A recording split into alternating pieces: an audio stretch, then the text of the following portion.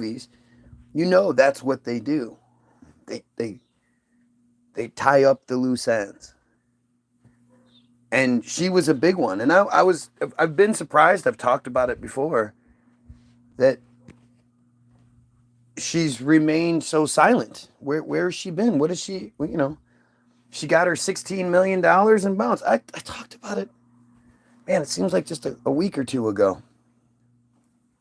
Well, it wasn't a week ago because I was on break. I was on a sabbatical for the last week because I had the audacity to talk about Harvard, talk about free speech, talk about how Donald Trump hates America and, the First Amendment, the Constitution, all that shit. Of course.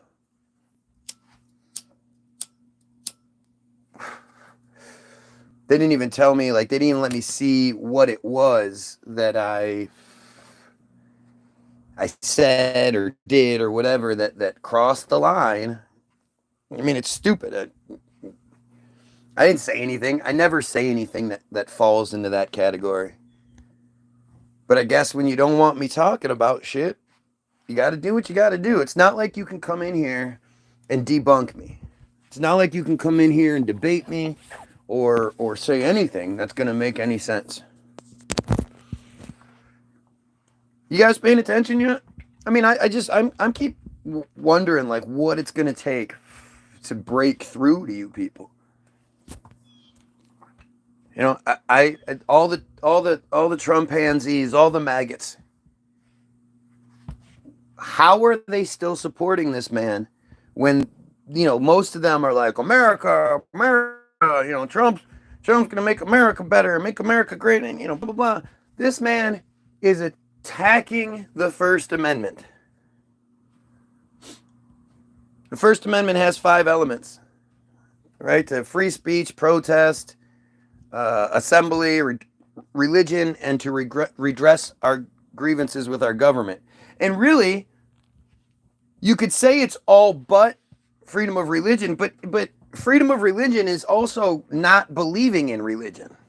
Like those that don't have a specific ideology, they don't, we don't have less rights than you do because you believe in whatever fairy tale you believe in.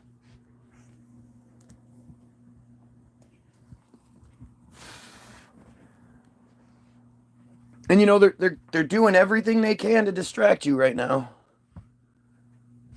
You're seeing it everywhere, whether it's Trump's changing the name of this or Diddy this. I mean, the Diddy story sure has gotten quiet. Strange, right? Strange how that works. Just quiet. Shh.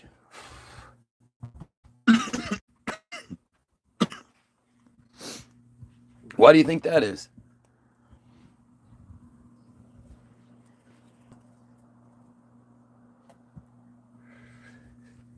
About Virginia GIUFFRE, shall we? Let's see what the narrative that they're spinning is. She was found. You put V in your shit, and it's the first thing that I just put V in, and her name popped up. Epstein accuser Virginia GIUFFRE dies by unaliving at age 41. Let's see. Let's sort the news by date. Prince Angelos, that's Sky News, Men's Journal News. She spoke of shattered heart. Royal family latest. Virginia GIUFFRE dies. Family's heartbreak statement in full. Let's see what the heartbreak statement is in full. A woman who accused Prince Andrew of SA has been found dead at the age of 41. Virginia GIUFFRE, who was recently involved in a bus crash. So they tried to get her in a bus crash. Let's see. Virginia GIUFFRE breaks cover for the first time after bus crash. This was April 9th. On April 9th, she was involved in a bus crash. Trafficking victim Virginia GIUFFRE has broken cover for the first time since she was released from hospital It is the first time. Isn't it weird how the Brits do that? Why do they leave that word out?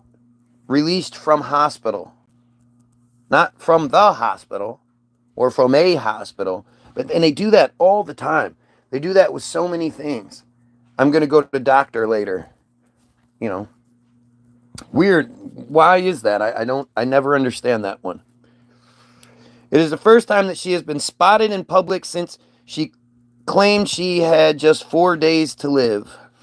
Since she claimed she had just 4 days to live. Ms. GIUFFRE pulled into a feed store near her rural retreat at Nergaby, north of Perth in Australia, in a blue Chevrolet Silverado. It was being driven by a bearded man about 3:30 Wednesday local time. The appearance of the mother of three is the first time she has been seen in public since posting a disturbing image of her bruised face and body on her Instagram account on March 31st. Under that social media post, Ms. GIUFFRE claimed she had been given 4 days to live by doctors after an incident involving a bus. Writing on Instagram at the time, she described the accident and said she had gone into renal failure. They're giving me 4 days to live, she said. Oh yeah, that's not suspicious at all. That's not suspicious at all. The 41-year-old added, Thank you all for being the wonderful people of the world and being a great part of my life. God bless you all. Ms. GIUFFRE, who accused Prince Andrew of SA, which he denies, was discharged from hospital yesterday. She has previously described herself as pedophile Jeffrey Epstein's teenage sex slave and was admitted last week in Perth, Western Australia. Hospital sources claimed she was escorted out of the facility via a rear exit by security personnel and a family member to avoid a large contingent of media gathered outside the main entrance. Ms. GIUFFRE's hospitalization followed a visit to Joondalup Health Campus, where she underwent tests revealing a kidney-related issue. She was later admitted to the specialty facility at Sir Charles Gardier Hospital. Hospital. Miss GIUFFRE, Virginia Roberts, claimed she was sexually assaulted as a teenager by Prince Andrew after being recruited by jailed socialite Ghislaine Maxwell. Maxwell, 62, was found guilty in December 2021 of helping disgraced financier Jeffrey Epstein sexually abuse girls. Billionaire Epstein, a former boyfriend of Maxwell's, died by suicide in prison in 2019 in Manhattan, New York, 5 weeks after he was arrested and charged with sex trafficking. In 2017, Miss GIUFFRE launched legal action against Epstein, alleging she was trafficked for sex under aged 16 by Epstein and Maxwell. Ms. GIUFFRE and Maxwell eventually reached an undisclosed settlement over a defamation case in 2017. What? Ms. GIUFFRE alleged Epstein forced her to have sex with Prince Andrew on at least 3 occasions when she was 17 and that she had spent 2 days with the royal in the U.S. 3 years ago, the Duke of York, Prince Andrew, paid a sum of millions of pounds, 16, to Ms. GIUFFRE in an out-of-court settlement. He denies any SA accusations. Bombshell documents related to convicted Epstein were released in the U.S. in February, with U.S. Attorney General Pam Bondi warning, "It's pretty sick what that man did." During an appearance on Fox News, Ms. Bondi explained that more than 250 alleged victims were involved in the case, and her office was working to ensure their identities were protected. And not a one of them was like, hey, we need to stand up and say something. Because this notion that their identities need to be protected for what? We as goyim, we're not going to, badger them or talk bad about them. Who are they trying to protect their identities from? That's the end of the article. That's the end of the bus crash. What bus crash? Still trying to figure out what bus crash has been going on here. So she was involved in a bus crash prior to April 9th, was diagnosed with kidney failure, and now this, all within a month, and nobody's gonna, it's all right, it's nothing. Well, that I can't find anything regarding her bus crash, which is really strange. All right, she was recently involved in a bus crash and was found at her farm in the Perth suburb of Neergaby, Australia, on Friday, where she has been living for several years. In a statement to Sky's U.S. partner network NBC News on Friday, her family said, "It is with the utterly broken hearts that we announce that Virginia passed away last night at her farm in Western Australia. She lost her life to S. after being a lifelong victim of SA and sex trafficking. Virginia was a fierce warrior in the fight against SA and sex trafficking." This is the robotic statement her family released.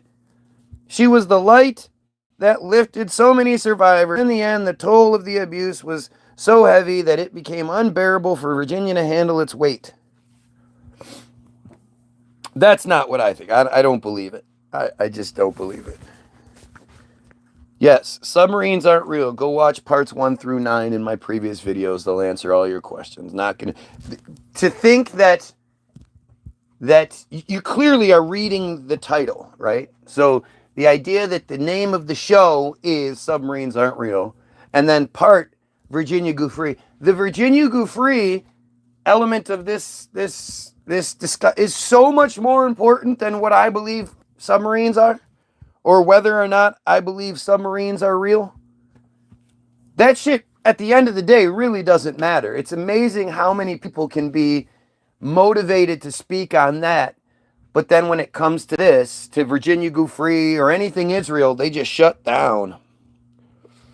What if I told you I worked on submarines in the Navy for 16 years in Alaska? I'd be like, oh, holy crap. What an amazing coincidence that within 10 minutes of going live, somebody who worked on submarines came through and is trying desperately to get me to talk about that instead of what I'm talking about. What a surprise. He worked on submarines. How many people? At least he didn't say it was his dad or his uncle. Usually that's what they say.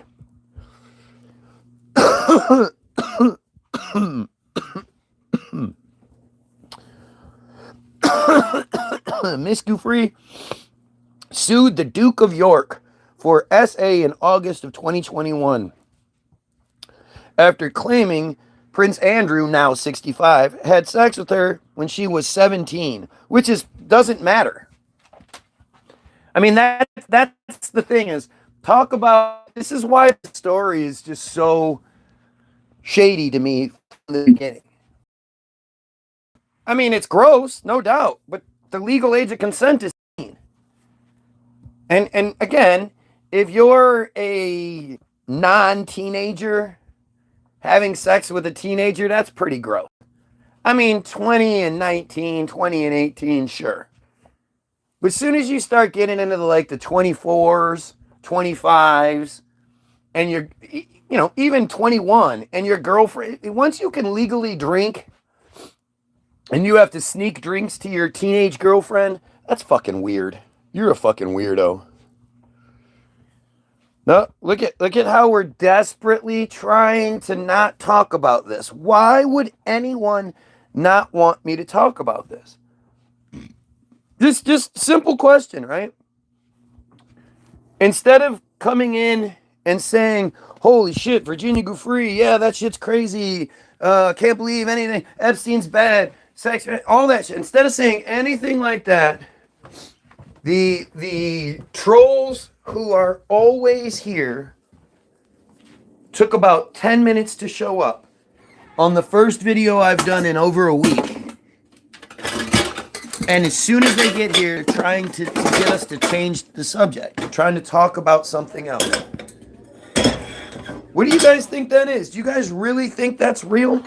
Do you guys really buy into the idea that there's just so many fucking, pedo supporters out there and people that just don't care and genocides and all that, that what's really has them mad is whether or not Guy Williams believes in submarines. Do you know how stupid that is? Nate, grab your trash so you don't leave it. Like, think about how like what a mark you are. That I can trick you so easily into showing your true colors by saying one thing and then the other immediately. And of course you focus on the trick. Like, just see how stupid they are. I mean, they're obviously Jays. They're obviously working. Because I don't think regular people are really this stupid.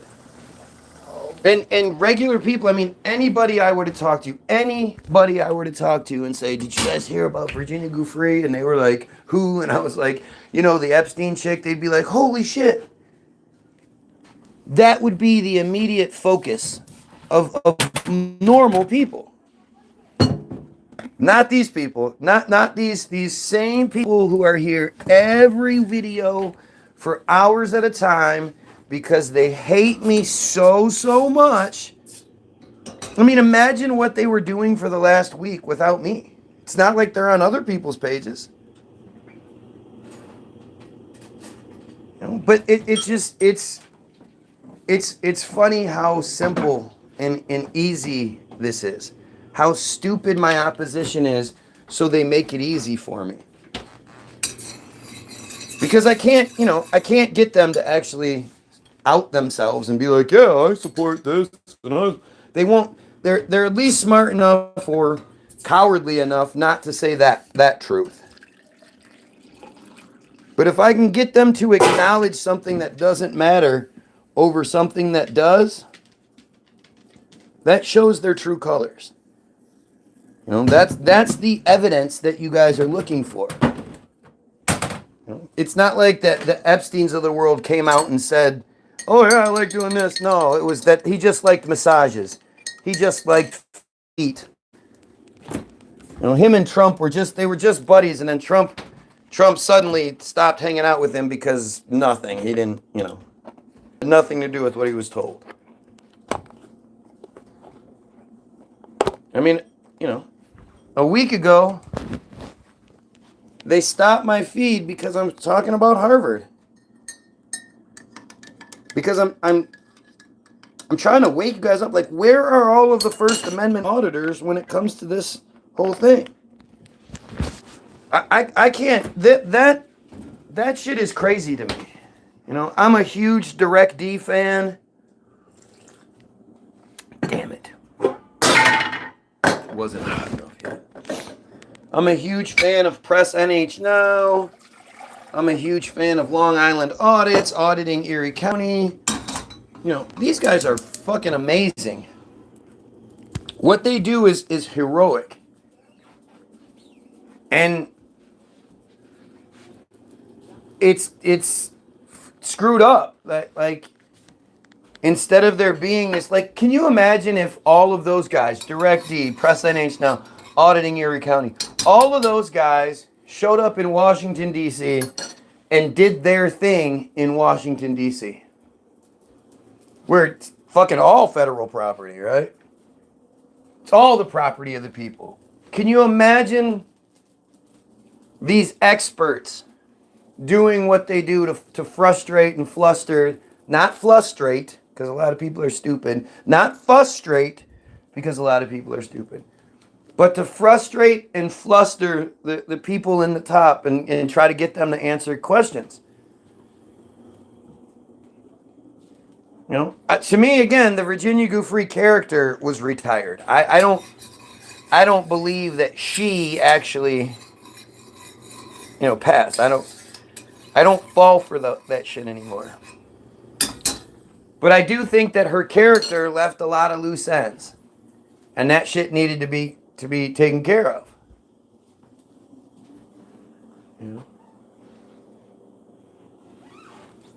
Because at some point, it would have to happen where we would, Brian, what's up? Where we would have to start, I mean, they have us so well distracted, I doubt we will focus on anything we're supposed to anyway. But still, at some point, the Virginia GIUFFRE stuff had to start making its way to the people again. We had to start talking about it. We had to eventually start asking questions. And talk about your crazy narrative. What is this bus crash? I mean, funny that I can't find any information on it. Now, I've only looked for a minute. I'm getting my tea first, so I can slurp it real nice for you guys, because I know how you like when I slurp my tea. But I like it hot. Sorry.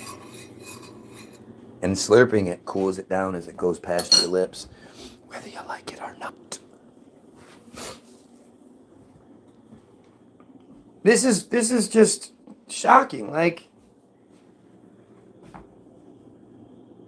this is so far out of left field. I wasn't expecting this.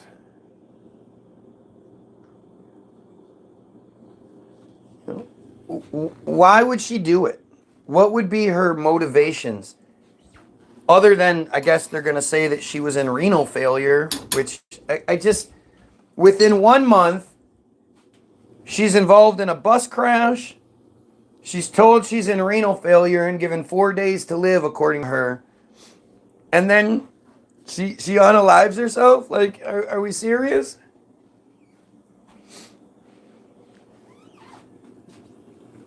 I can't wait to see how the narrative is spun. I can't wait to see all the bullshit they come up with. Because this is just silly, man. This shit is fucking silly. Oh yeah. Hot tea. Gonna drink me the hot tea. How? Gonna burn my lips. Wow. In that hot tea.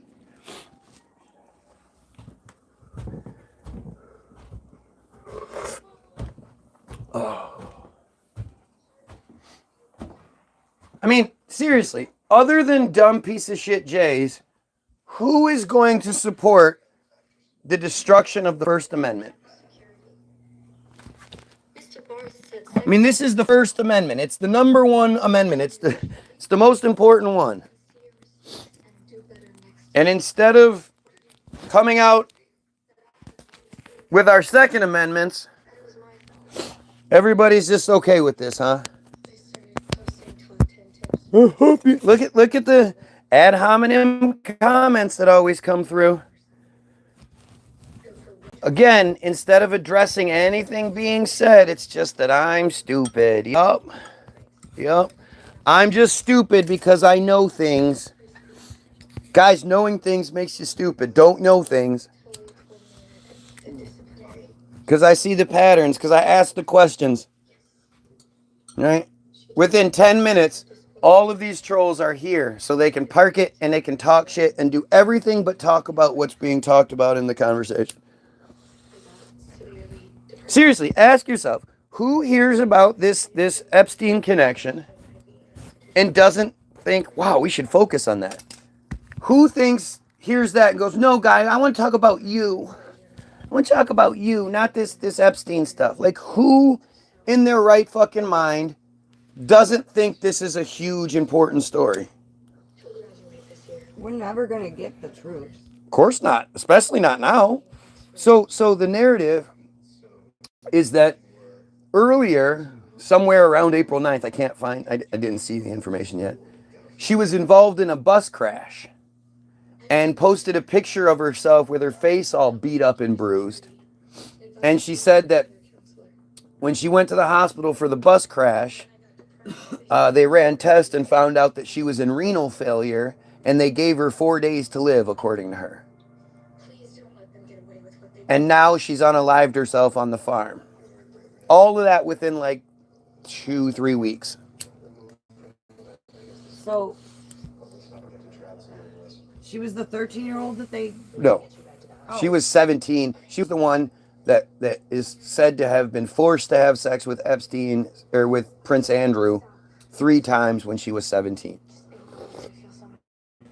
Which, what proof do we have of that? I mean, what proof would we have of that? She has a very good narrative, and Prince Andrew said that he didn't sweat at the time. Like, when you compare the arguments, and then you see the fact that the royals settled out of court for $16 million instead of doing everything they could to prove their innocence. Like, it's not like the royals were going to run out of funds for their lawyers or some shit. Nobody drags their name through the mud. Not like settling out of court with this already highly publicized case that only makes them look more guilty. No, that's crazy. While you are still following them down the rabbit hole they made for you. While you are never going to get full facts or the whole truth. While you are always going to be looking to turn over the next stone. They got you. Yep, that's what it is. While you apostrophe RE pretty smart. Just follow. The same guy that said that said just follow Jesus. Right. Because, Jesus is your story. You came up with that and you followed that all on your own. That wasn't the system telling you what to believe. God, so stupid. Yeah, the message absolutely does change. How did she have renal failure at 17? She didn't. She had renal failure at 41.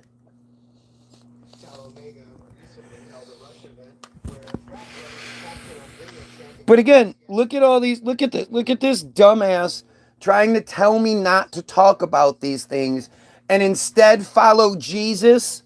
How was you forced to have sex with Prince Andrew 3 times? You got yourself in that position 2 more times after you got burned the first time. I think she was trafficked. She was a part of the harem, if you will. But again, I've questioned that narrative from the beginning. The whole thing just seemed weird to me. Where the other thing earlier said there was 250 other girls that their identities are being protected. Protected from who? What goyim isn't going to give them sympathy? What goyim isn't going to, especially when they find out how young they were and shit. The only people that the identities are being protected so that we can't, find out more. Why did the Jesus freaks raid the chat? Because they're supposed to. That's part of the distraction. Seriously, can you imagine the stupidity it takes to tell somebody to not talk about the current events? Because they've got you tricked. The real thing is Jesus, that super secret story that the government doesn't want you knowing about. Like, it's just so stupid. And then it also proves, like, they don't know their shit. They don't know their Bible. Most Jesus freaks have no idea what it says or how it got to say those things in the first place. And the thing is, when you read the Bible, you'll see it's a story for the Jays, about the Jays, and starring the Jays. It's not about Christians. All of the main characters are Jays. He's like, you taste good. You talked me into me and down at me. I'm not talking down at you. I actually care about you. You care nothing about me. There's a difference between me and you. I'm nothing like you, but I used to be. Oh, you used to not believe in Jesus, but then now you do. I love when people say this. I guarantee this is the end of him talking, right? Watch. I'm a born-again Christian. So what was it that took you from being someone like me? Because if you were like me, it would require some pretty substantial thing to happen for you to switch your sides. What was it that made you go from not believing in the bullshit fairy tale and seeing it for what it is, what significant event changed your mind? You should pray that God inspires you to make more sense with your typing. The devil's in the details, right? The details, right? The devil is in the details, meaning the words you misspell and the little things, not just what you're saying, but the details about what you're saying, it says everything. So this is how stupid you are. But hey, you got me. Oh, no, that's not what I said either. When I said, like you there, THERE, are different ways that I could be like you. What? You're just dumb. I told you before, you don't remember me because you're an idiot. You're just another fucking, you know, you're just another copy. You're a copied copy. And you know what happens when you copy a copy a bunch of times? It gets duller and duller. Telling me a lot of people don't remember me, and that's fine. You talk to a lot of people. It's when my son died, Jesus. When your son died, Jesus came to you. I'm sorry your son died, but isn't that amazing how your son died so Jesus comes to you, but Jesus never ever comes to a cop driving down the street and tells him, hey, go kick in that door. There's a bunch of pedophiles in there. Go save all those children in that house. Jesus never comes to the Palestinians, does he? Sounds like you hallucinated.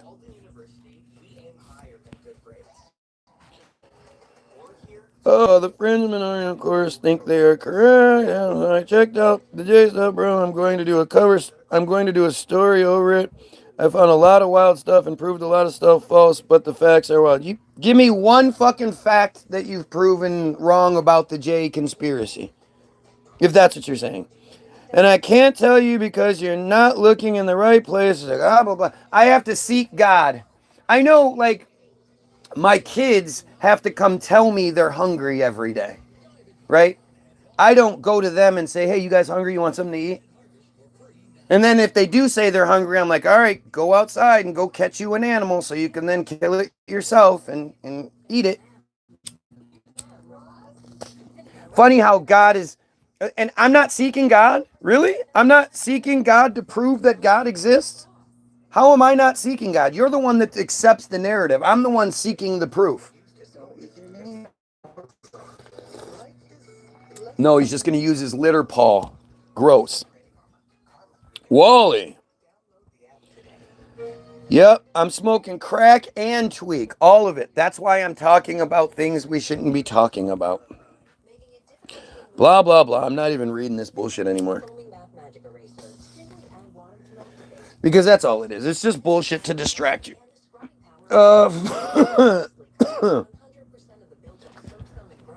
Miss Giuffre sued the Duke of York for sexual abuse in August of 2021 after claiming Prince Andrew, now 65, sexed her when she was 17. She also claimed that she had been trafficked by billionaire sex offender Jeffrey Epstein. The Duke has always denied the claims and has not been charged with any criminal offenses. In March 2022, Miss Giuffre and Andrew reached an out-of-court settlement which reportedly included a substantial donation to Miss Giuffre's charity in support of victims' rights. The settlement accepted no liability, and Prince Andrew continues to strongly reject claims of wrongdoing. We will be bringing you live updates throughout the day. All right, that's that.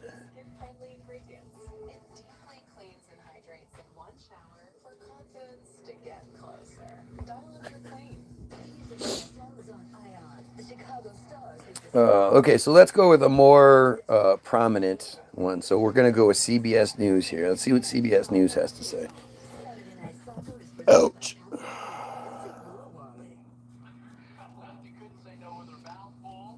What? Why can't I fucking find this story?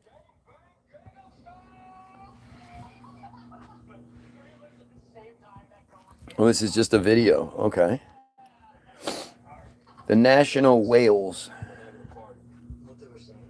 It's funny too when you look at just how many newspapers and stuff and outlets are covering this story? And yet, when you have a story like Team Jorge that, absolutely, without a doubt, proves that Israel controls social media, nobody picks that one up. Isn't that strange how that works?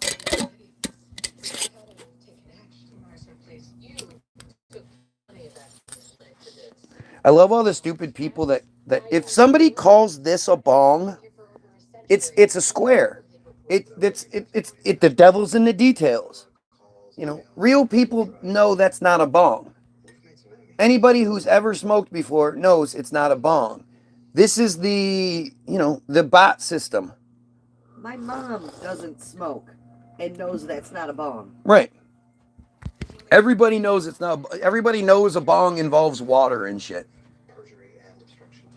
But this is how the system has been programmed to say it. This is how the bots have been programmed, and they haven't updated that program yet. But everything that's being said is ad hominem. Everything that's coming out is like, again, none of these people care about the Jeffrey Epstein story, Virginia GIUFFRE. None of these people are like even sorry. It's, man, that's really tragic. This poor victim lost her life. Nothing. I'm just an ugly, mean, bad guy because I smoke all the crack and meth and all that shit in my big meth blunts. I mean, it never fails. This is all they have. Understand that. If they could say anything else, they would.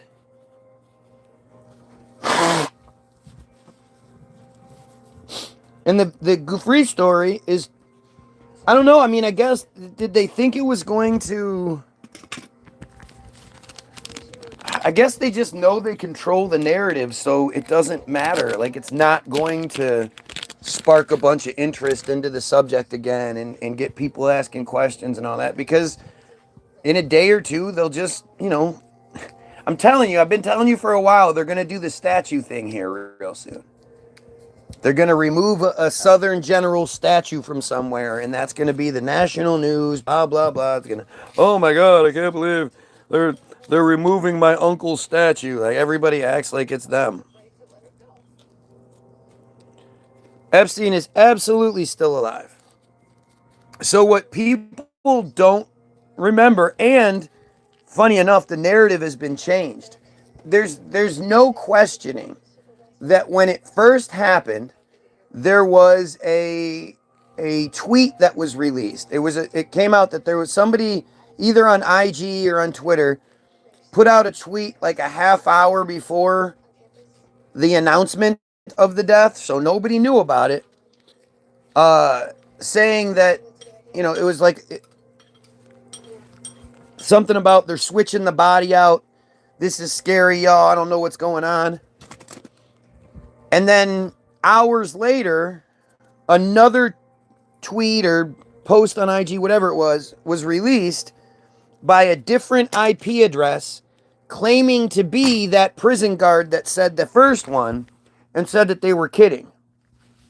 And now the story is that the early tweet or early post talked about details that couldn't have been known yet. And it sparked, or that had been released yet, which sparked a bunch of rumors of, something going on and previous tweets. They've literally changed the narrative. You should have call-ins, right. I should have call-ins so stupid people who can't make reasonable points in the comments can call and say stupid things. Got it. Yeah. Look at this. Again, just so much stupid shit. All these people don't care about the Epstein story. All these people don't care about, like, especially if they're Americans. You don't care that all of your money is being stolen and given to Israel. You don't care that your freedom of speech is being taken away? The First Amendment is being destroyed by Trump? You don't care about that stuff? You care about me. That makes all the sense.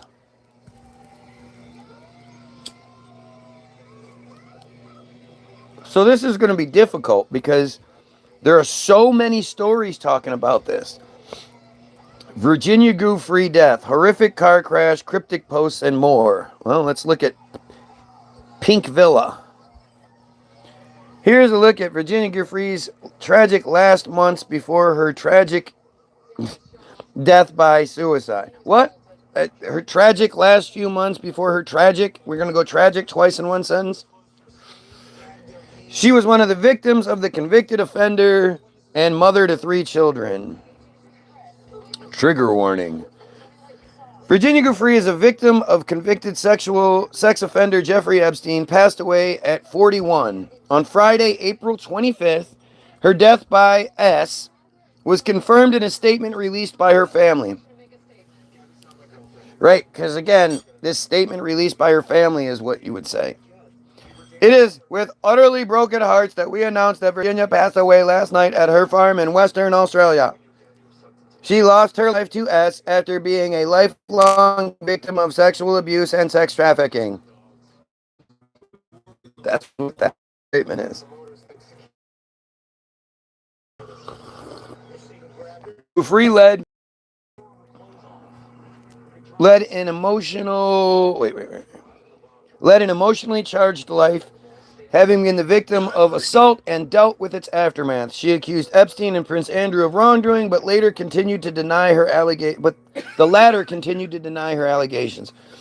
When she was 17, she and the royal came to a settlement which required him to pay $12 million. That's not how that worked. When she was 17, she and the royal came to a statement which required him to pay $12 million. That's not how it worked. In a joint statement released by them, Andrew regretted his association with Epstein, who was convicted of the sexual assault charges. I mean, I don't know how many of you have seen the interview, the actual. I've watched the interview in its entirety, and it's. Not only have I watched the interview, I've watched the body language experts. You know, there are on YouTube. There are plenty of people who are body language experts, and they do videos where they watch videos and then talk about what the body language says. And it was 4. They had 4 of the top body language experts where they have this channel that they do, and they watch the interview with Andrew and the reporter, whatever one it is. It's not even whatever one it is. I forget which one it is, but she's one of the most prestigious reporters in the industry, and you know, it's always funny to me how these journalists don't ask the tough questions, or when they seemingly stump the person, they don't push it further. Like when she was asking Andrew about it, and Andrew said, "Well, the thing is, you know, I didn't sweat at the time. I didn't sweat. Wait. Yeah. At the time, I didn't sweat because I had been attacked, been involved in a shooting incident, and they said the doctor said that my body no longer sweat because of the trauma that I." But Royal got shot. Wouldn't that have been like major news? He was shot at. But the thing is, that condition went away, according to him. He sweats now. And the reporter doesn't say, "Wait a minute, what do you talk? That's not a thing. Nobody experiences trauma and then doesn't sweat anymore. That's a natural function the body does to cool itself off." And there are pictures from you all over that time that show you a sweaty mess because you're actually a sweaty motherfucker. The journalists follow the script. Exactly. Exactly. Look at the interview with Corey Feldman, where back when he had like the blonde hair and he has on the yellow or the white and red shirt, and he says, you know, and you could. There's so many interviews with Feldman trying to talk to journalists about this, and all they're doing is making it sound like he has a need to, make like he's Corey fucking Feldman. He's Feldman. He could do whatever he wanted. He has money forever without question. His royalty checks are probably just outrageous. And of course, he definitely went off the deep end and shit. Like the whole thing was probably a work just as much. Where is he now? He's got a band and he goes around doing these crazy songs. He's what happened to his documentary? The rape of two Coreys. I mean, again, just so to me, that's why COVID kicked off. Because if you remember or you paid attention, you know that the day that Corey was to start doing the national press circuit for the movie. And no, remember, this is a movie that he had to pay for out of his own pocket because nobody thought a documentary exposing the Hollywood pedo scene would be something that people would want to watch. I mean, from a commercial standpoint, that could have been one of the biggest movies of the year, easily. Look at what they did with Finding Neverland or Fleeing Neverland, until they shut that thing down because of Epstein. Fleeing. A lot of people really revered Michael Jackson. There's not a lot of people that revere. So what? That it's not about the person necessarily. It's about the actions, and the whole idea of the Hollywood pedo scene. Like that's something everybody is like, what the fuck? Everybody has an opinion on that. But if people honestly believe that anything coming out of Hollywood is going to be a true account of any of it, you're fucking stupid. Well, that was the thing is for some strange reason, not a single person, not a single big movie person who has a gazillion dollars in the bank and could afford to make a couple fact was what it was going to do. Nobody got. And every single time a reporter had the chance, they would grill Corey like, "Oh, you're going to charge for this? Why aren't you just why aren't you just saying something?" And he'd be like, "Look, my life is on the line here. My family's lives are on the line here. I'm never going to be able to do my job again. This is my job. I'm an actor, and I'm never going to get work again because of what I'm saying. I need to be able to hire not just physical protection, but legal protection. I need to have lawyers. They're gonna attack me from every angle." Was it Stephanopoulos that did that to him? Gee, I wonder what happened to Stephanopoulos, huh? I haven't heard shit from him. Well, he got him, Epstein, and Trump were the three amigos, or the three amigos, or the three most. I think it's the three amigos in the New York nightlife scene for years, and he got outed as being in the Me Too thing. He was one of the guys that got outed in that shit. But the day Corey was going to, he actually did. He did an interview with some little podunk San Francisco news station or something like that to promote the movie. Is the day that the woman, the random woman, we never knew who it was admitted to the hospital and put on the ventilator and all that. That was the same day. That was like the day that COVID took off, was the day that Corey was going to do this. And then he does get everything set up, and he hires the very best internet people you can hire, the very best, knowing it's going to be fucked with. He hires the very best internet people he can to be able to broadcast this thing. And it gets fucked with. It gets shut down. And he literally calls the people on the phone while at the screening He calls them and says, "What's going on? Why isn't this working?" And they go, "We don't know. We're getting hit with something. We're the best. We know what we're doing, and we've never seen anything like this before." And of course, no news organizations thought that was an interesting story. But I thought once you put something out on the internet, it's there forever.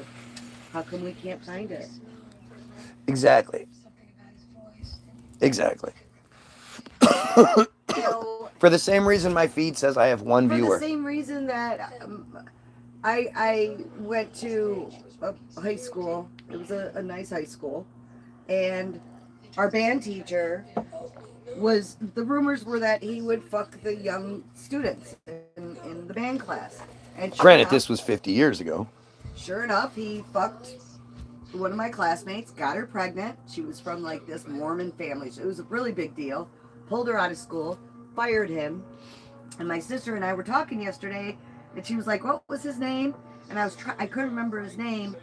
And we kept looking it up, and it kept saying, "Oh, we don't have any information as to who the band director was during those years."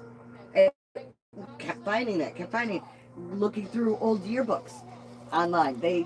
There's no staff pictures from that time frame for some reason. So then I remembered his name, so we start looking him up.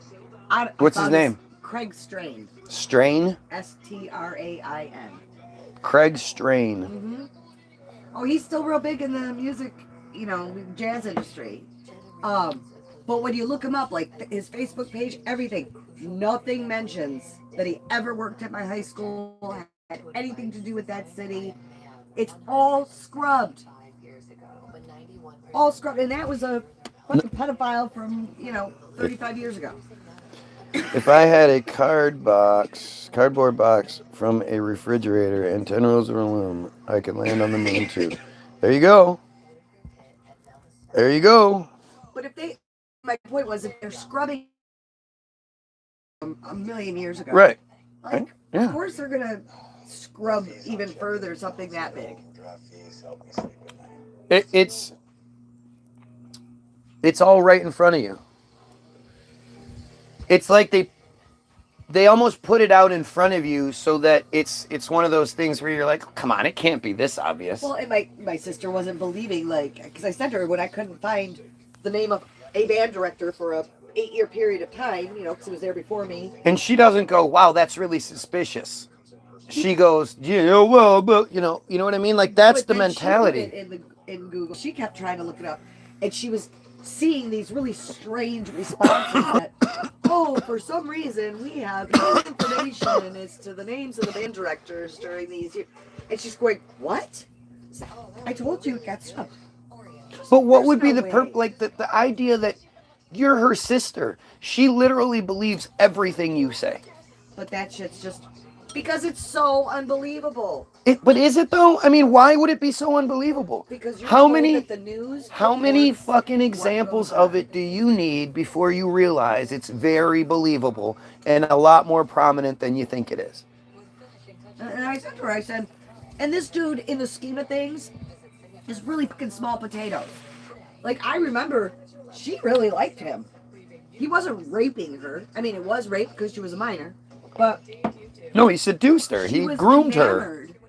Yeah, that's how that works. Craig Strain. Gee, I wonder. Oh, yeah, when you look at him. Yeah. Yeah?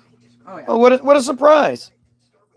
He's like 4 feet tall, though. He happens to probably be a J. Gee, I wonder how his shit got scrubbed. Here he is. Because if he was That's from back then. But it's not labeled correctly. He was the only thing I could find. I can't see that Here, picture. I'll show you on Facebook. I mean, I still can't see it. Right, it's a picture. If he was a Goyim, that probably would be, there'd probably be some word on it. Craig Strain. But the fact that he's probably a J explains a hell of a lot. He's president at the Michigan Jazz Festival currently. This is him.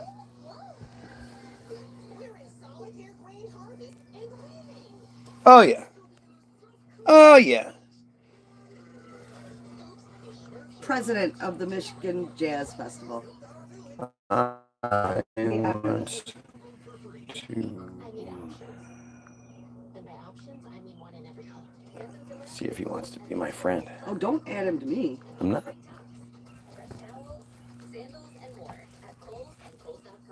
All right, let's see.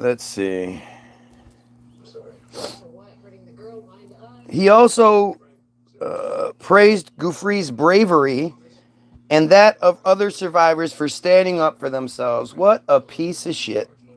However, 3 years after the settlement, GIUFFRE made headlines yet again. She posted a picture of herself covered in bruises on Instagram, showing her battered face. She alleged that she had 4 days to live after a critical car crash led to renal failure. What? If her kidneys were damaged, yeah, that could happen. Yeah. She alleged that a school bus drove towards her car at 110 kilometers an hour while she slowed down for a turn. Can a school bus go that fast? They have governors on them. Can it go that fast? Well, where's the story, though? Where's the story of the school bus that crashed into her? Wouldn't that be just a story in itself? I would think. Former Epstein accuser involved in a crazy school bus crash while she was making a turn. The bus crashed into her like she was targeted. Was the school bus full of kids? It had to have been empty, because if you ever rode on a school bus, like even when the bus is going down the freeway and back, they'd only go like 55. They didn't. Well, yeah, but those were the old buses. It felt like you were on a torpedo.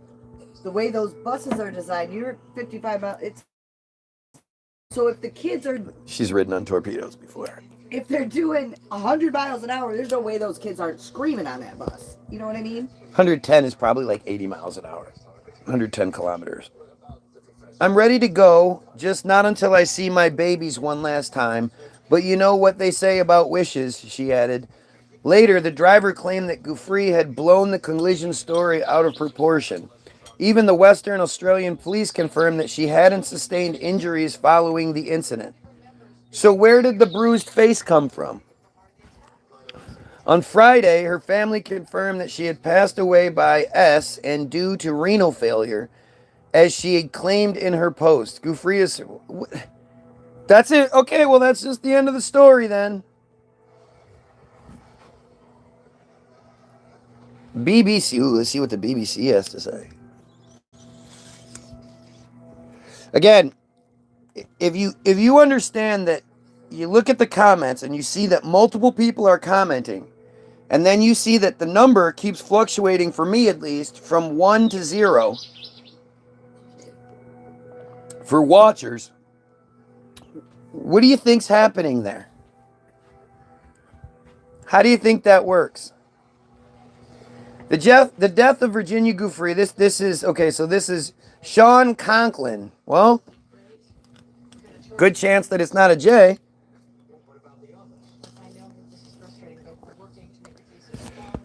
I wonder what Ben Swan has to say about all this.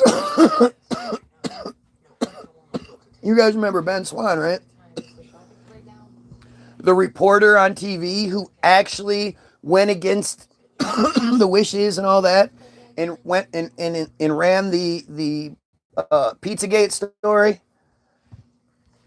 and then shortly thereafter was fired. Well, shortly thereafter, like within a couple days, came out and made a video talking about, well, I'm gonna have to go away for a little while.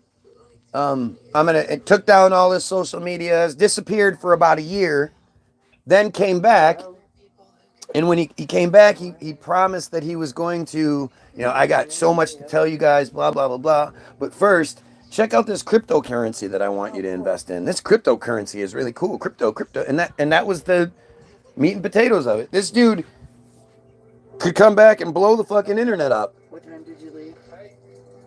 And instead he says that. Not to mention, speaking of blow the internet up, Brian Mullen made a video in response to me. If you want to see it, go look at my video history. You'll see it. You'll see a really well documented journey between what happened with Brian. I recorded the phone calls, I recorded the video. I told you how you can prove it. That I made my video, and then within a day, this guy comes out of hiding after what he said is 6 years to make a video in response to what I was doing. Like, the thing about YouTube and the history is they can't make that video suddenly appear before mine. Won't work.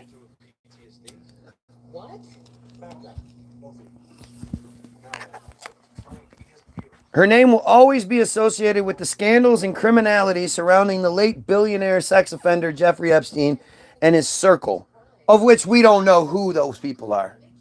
He was one of the biggest sex traffickers in the world, and him and Ghislaine are the only ones that got in trouble. Ghislaine, what an awful name. With Miss GIUFFRE, one of the most prominent among his accusers, revealing the trafficking and sexual exploitation of young women, and nobody else did. Isn't it weird how her name is Ghislaine and she dealt with jizz? Lots of From Epstein's egg-shaped penis. Well, and whoever else. 'Cause, she was probably one of the first trafficked. She was kind of hot, actually. Big tits, all that shit. She was probably one of the first trafficked. No, she wasn't. Absolutely not. Turned into the little madam. She was not. She was the boss. That's why Epstein's dead and she's supposedly in prison. She was the boss. She was the handler. She's Robert Maxwell's daughter. Robert Maxwell is one of the most important figures in Israel's history. Without Robert Maxwell, they would have lost the 1967 massacre. Israel probably wouldn't exist without Robert Maxwell. No, he was the guy. He was the British media mogul who was, of course, born in the J ghettos of the ghettos. Slovakia or whatever. He was known by like 5 different names throughout his history. All of his family was killed in the hoax, in the Holocaust. So you can't go verify any of the claims. He was so poor that him and his sister had to share shoes. That's what they say. They had to share shoes. Come on, Helene. I want to wear the right one today. You wear the right one every day. Why can't I wear the right one today? How are you sharing shoes? But he ends up somehow becoming one of the most prominent and powerful figures in the British media scene, owning newspapers and all these other things. Like he was a huge media mogul. He ran afoul of the system, supposedly, and was found dead out on his yacht one day. Like, he went out on the yacht, and the next... What? Go. Here. Oh, boy.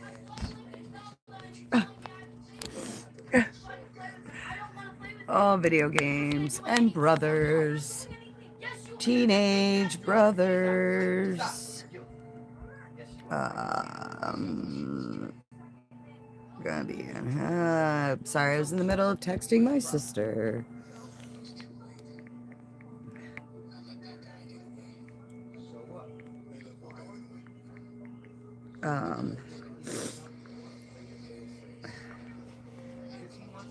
Yeah, no, I don't understand how all of this has been kept such secret for so long. Like, it just doesn't, it blows my mind. With as much as people like to talk and gossip and, oh, guess what info I know, having the scoop, being that, rule breaker, whatever. How people have not said anything. I just don't understand.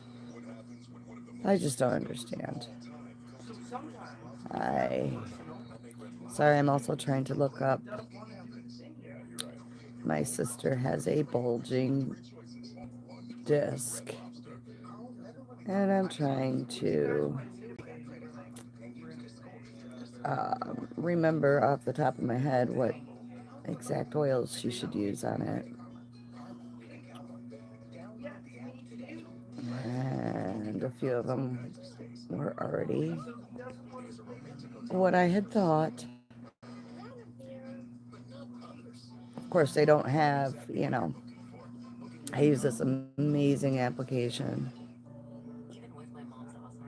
um, for the oils, and they don't specifically have bulged disc.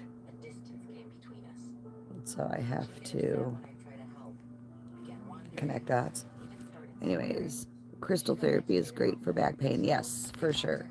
Um, that also requires me going over there and doing it on her, which I'm trying to see. Let's see. Okay, aches and pains. I guess it's going to be her or over-exercised. Yeah, crystal therapy is fantastic for it, and the oils are amazing too. Okay. A lot of them are like the pine oils, like the white fir, Siberian fir, birch, those types of oils, and it's also marjorams and helichrysums and those types of oils. And yeah, lemongrass.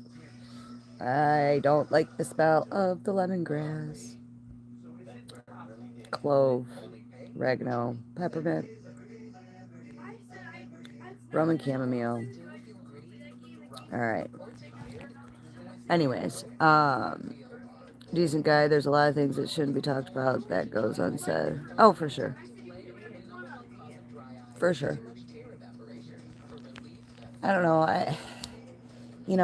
All of this stuff it's crucial that the truth comes out, because that's going to help fall the card little structure that they've got put together and whatever. But I don't know. There's so much that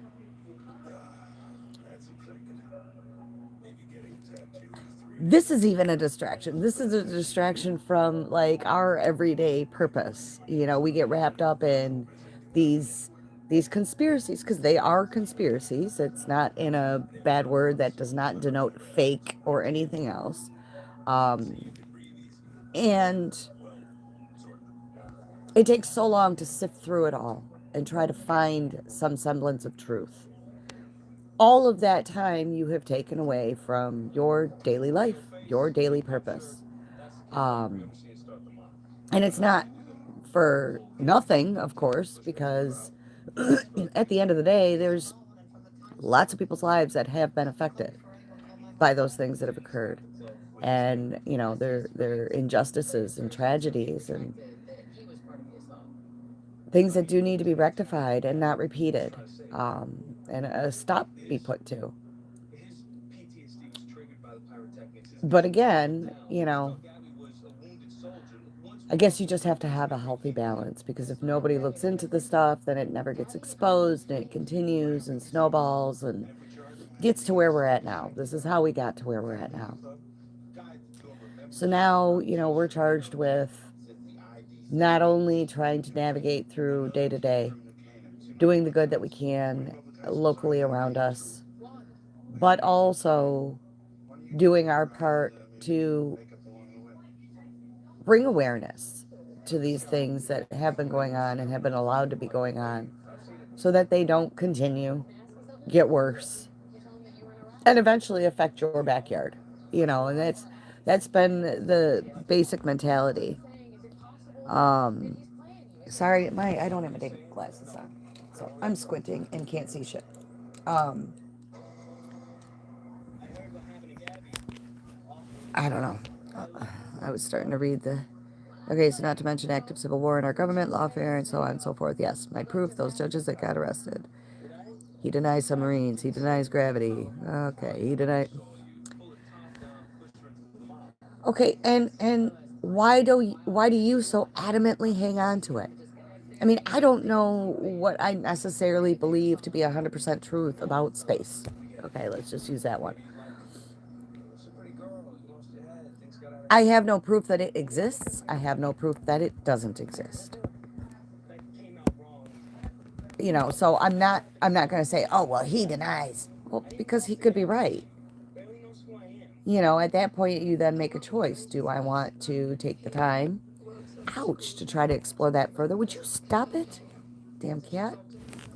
Damn cat. Um or, you know, or not. Or spend that time doing something else, you know. Um, and those are choices that we make. So for you to make a statement like that, you know, he doesn't believe in space. Okay, well, did you make the choice to consciously look into it and see that it's undeniably true? And if you did, where did that information come from? You know, what evidence? Evidence is out there of what? Of the science teachers' science books and the things that we've been told and the fake NASA pictures. You know, when you start throwing common sense into the stuff and logic, you know, and then you do try to look into it further. Okay, so who is the dude that wrote my science book? Whatever grade, pick a school, pick a year, whatever. Who wrote it? Where did he get his information from? How much of it was provided by the federal government to be put into the classroom science books? You know, and that's okay. There's videos of what? I have seen videos of all kinds of shit that you would swear are real, and they're not. So you can't just blindly believe it. You have to source everything. Where did it come from? Who did it? What was their motivation? You know, where was their funding coming from? You have to.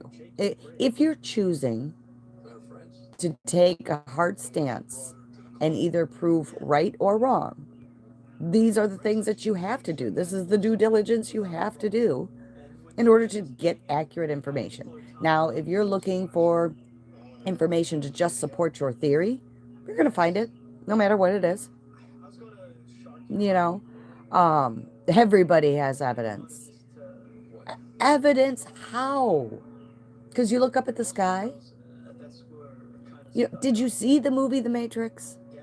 Yes, it's a movie. Absolutely 100% written by man.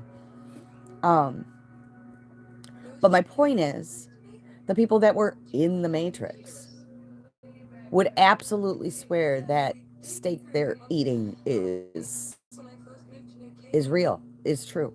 That what they're seeing in the sky is real, is true. Until they get unplugged and then they see, like, holy shit, I totally thought it was real. I touched it. I felt it. I saw it. So it is possible.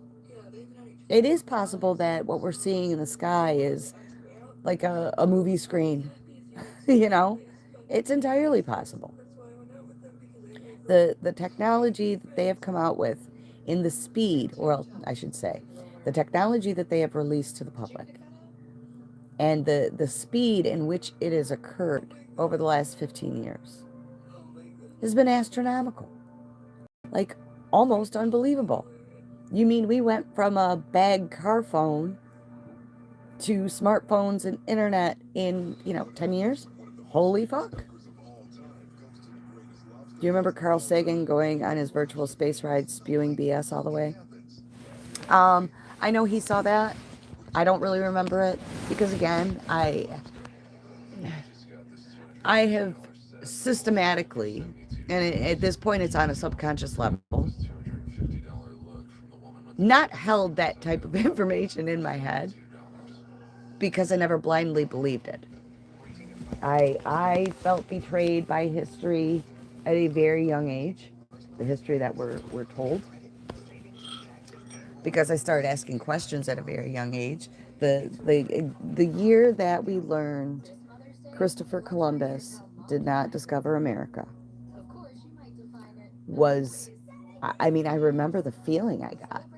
I'm looking at the teacher like, what are you talking about? No, Christopher Columbus. Well, why were we always told that? Why are there songs about it? Why was that like general information if it's not true? So how do I know this emeritus or whatever the fuck his name was? There, it starts with a V, his last name. Um, how do I know that that's true? How do you know that? Who told you that? Because the people that told me Christopher Columbus founded America were like valid to me. I looked at them as authority figures and had no reason to deceive me. Yet here I am, finding out that everything I was taught was untrue. Um, so from that moment on, like, some of the stories were interesting stories, but that's how I looked at them. Well, these are just stories. They're just accounts of people from their perspective.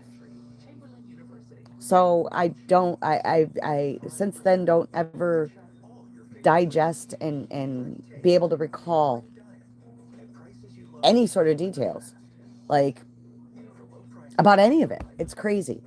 It's frustrating at times because it made it really difficult. It makes it difficult now. You know, I ask my husband questions all the time.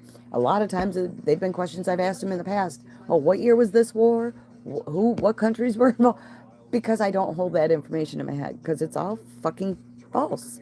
So as far as Carl Sagan, I probably saw it. I don't remember. Felt betrayed, so this is about feelings and emotions for you? No. No. My scrutiny of it and skepticism of it is based on my history of being lied to about it. You know?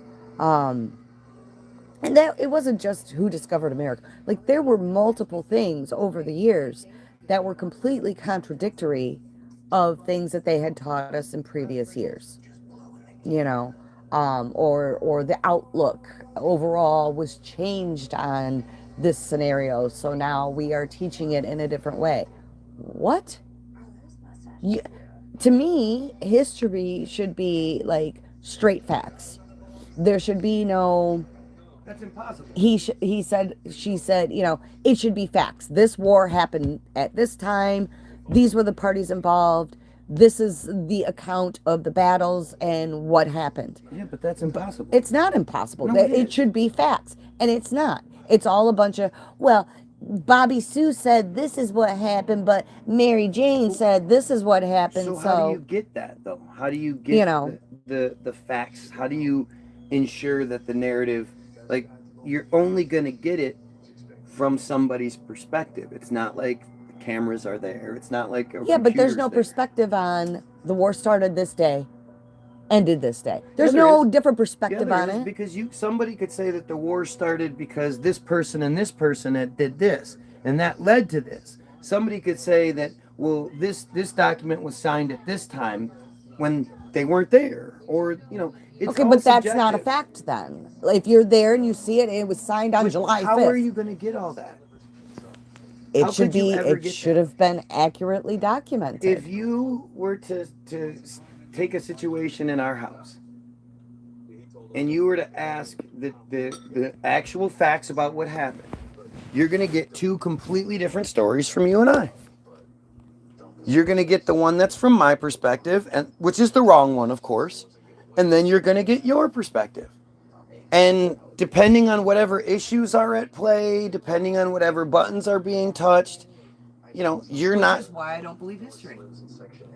Very little of it is actually true. Well, yeah, that makes sense. But to think that it should be, it can't be. It just, especially in such a large situation, so many people, so many perspectives, so many different. It could never be, right? It could never be accurate. The only thing you know is what you know, but it's, again, from your perspective. What you're eating right now, You just love that shit. You think it's great. You've eaten it every day. You're all about it. I think it proves that girls eat nasty shit. You know, that's your historical fact narrative is that that shit is delicious. No, that's an opinion. That's not a fact. I know, and I know I'm simplifying things, but it's from your perspective that shit is really good. And you probably have a hard time understanding why. Like you said to me, how you don't like that? Oh my god, I can't believe you don't like that. Like you just don't understand how I don't like that. You think it's so good, it's sweet and hot and good pops and all you know all the reasons. So from your historical perspective, the truth is that's good. I disagree. That that to me has nothing to do with history.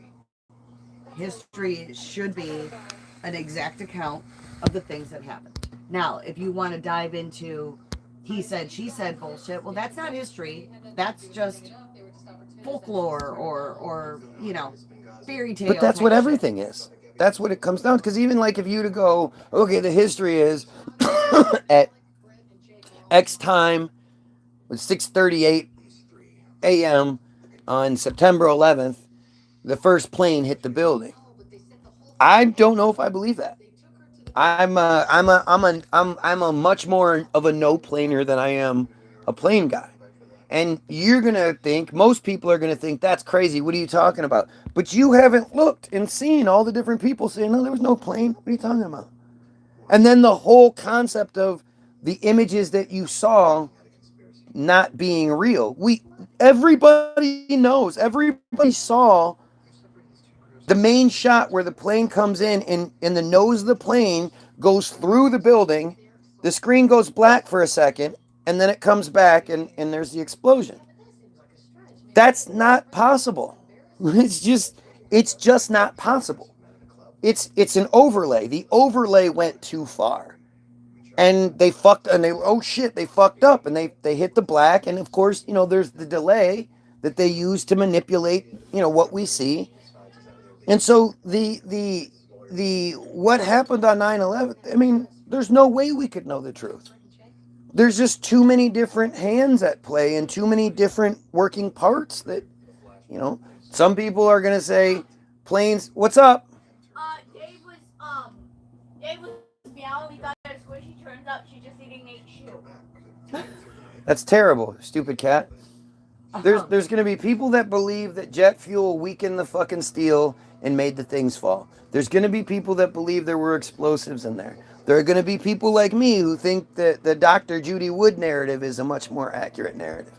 At the same time, the facts are something happened, whether it was an explosion or the plane hitting the building, at this exact time on this exact day. That should never change. That should be a constant. That is a fact. Okay, but something happened at this time. Oh, sure. But that, again, that's the extent of the truth. And, you know, what's time? What are we talking about with that? This unitive measure that they tell us what time it is. Like, it's all just, you know, I mean, every year, time goes, oh yeah, it's an hour earlier. Then it goes, oh yeah, it's an hour later. Trump's thinking about getting rid of daylight saving time. Because, you know, but it's a 50-50 issue and he keeps arguing. No, she's eating pomegranates, seeds. With chamoy sauce and honey. It's really good.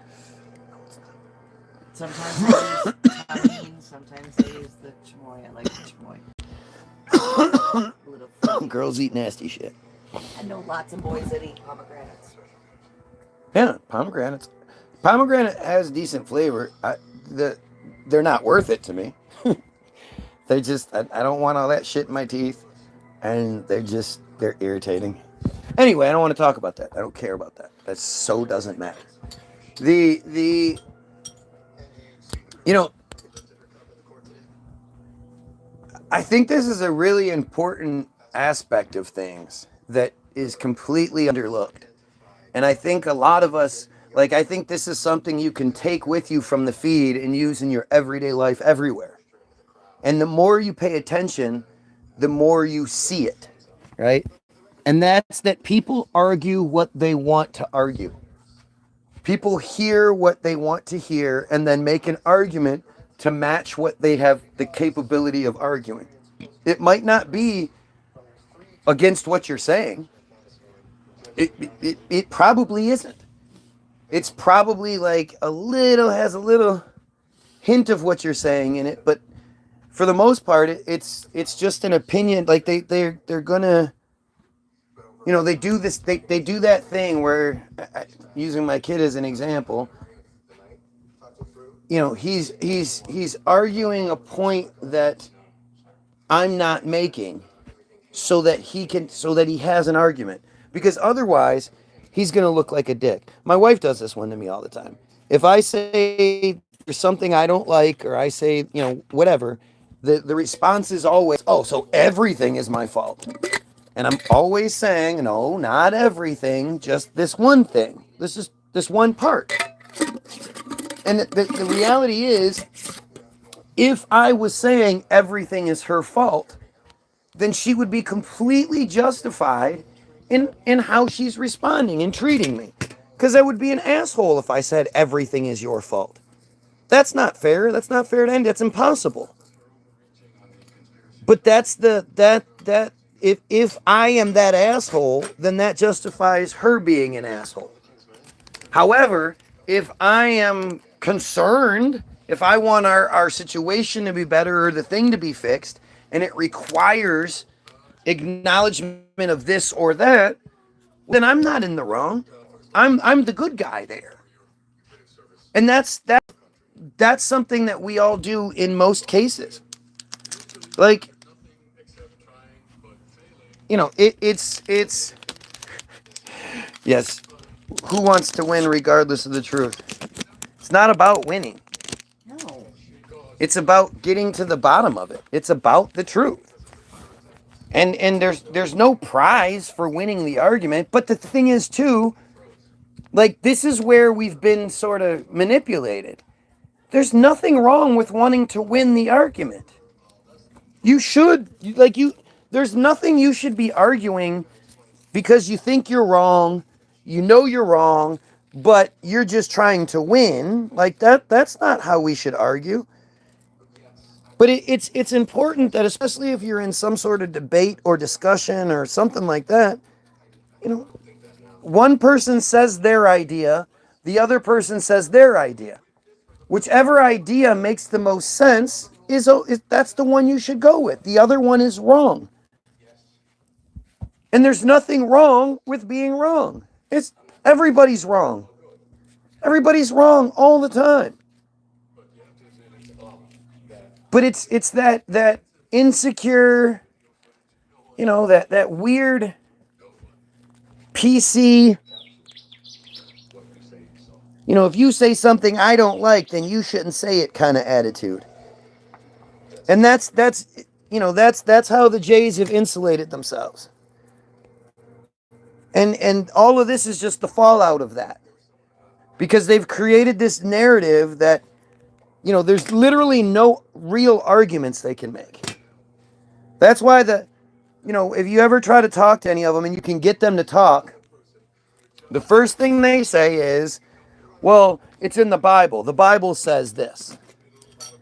And then if you go, well, I don't believe the Bible, can we maybe get some more historical aspects? Can we get a more logical perspective than just one goofy ass book? Then immediately it jumps to, that's anti-Semitism. And the reality is they're telling you the truth. And you should embrace that truth and say, yeah, it is. I am against you guys having policy and predisposition favorable to you. And I'm just trying to talk about the argument. So I'm not going to just shut up and be the good dumb goyim you want me to be. I'm going to talk about the thing. And as soon as it gets to that point, they literally run out of shit to say. They have nothing to say. It's the Bible, or there's something wrong with you. Once you prove there's nothing wrong with you and the Bible's bullshit, they have nothing. But you're never going to get most people to admit that the Bible's bullshit. You're just not. No, I won't. want They to have to connect with, experience something bad themselves personally. They can't see all the suffering, all the pedo stuff, all the discrimination, all the injustice, all that shit everywhere, and think, hey, maybe the people that gave us that are giving it to us to keep us stupid and quiet. No. You have to be going through a really traumatic situation and be calling out to Jesus, and Jesus doesn't answer you. Whatever. You know, we have to get people to get past that. That but and it's just how people are taught. well, it's how, like this person I was saying, history is bullshit. It's something that I've never, I don't believe. God damn it. And therefore didn't keep any sort of fake facts in my brain about it because it was all bullshit. And somebody said, oh, so history is emotional for you, whether it's about your feelings. Okay, but that's an example of what I'm saying. So instead of arguing the point you're making, they're attacking you. And That's what happens all the time. To some extent, it is based on feelings. Everything is. We were playing semantics at that point. But at the same time, they said, you don't believe in space and you don't believe in submarines and blah blah blah blah blah. And I said, okay, so let's just take space. What proof of it do you have that it's actually real? Like, I don't know definitively one way or another. And in order to try to find those answers, I'd have to take a bunch of time and energy to explore that further. Which is what I've done. Right. And know more than most of you on it. And and the response, well, because there's videos of it. Okay, well, there's videos of all kinds of shit. At that point, you're probably arguing with a troll or a bot who is just, it's pull cord. They're just getting out pull cord responses. But this is the wake up that we're talking about. This is what has to happen. You have to go through that sort of like, it's almost like a negative, where you're like, wait a minute, it's just all bullshit. And it shouldn't even be that difficult for you. The whole idea of Tartaria actually existing, like it's not even a conspiracy. Tartaria was a thing, and it was, the largest, most powerful country in the world. It's on, there's maps and, all this shit. Why did you never learn about it? That just in itself, why did history never tell us about Tartaria? Well, they say Atlantis existed, yet No. In history class, we didn't have any. That's not the same thing at all. That's not, Atlantis isn't on maps. Atlantis isn't well documented. The Tartars and all, like. I've never heard of it until you brought it up. Exactly. But that doesn't mean it doesn't exist, especially when it's somebody who didn't like history to begin with.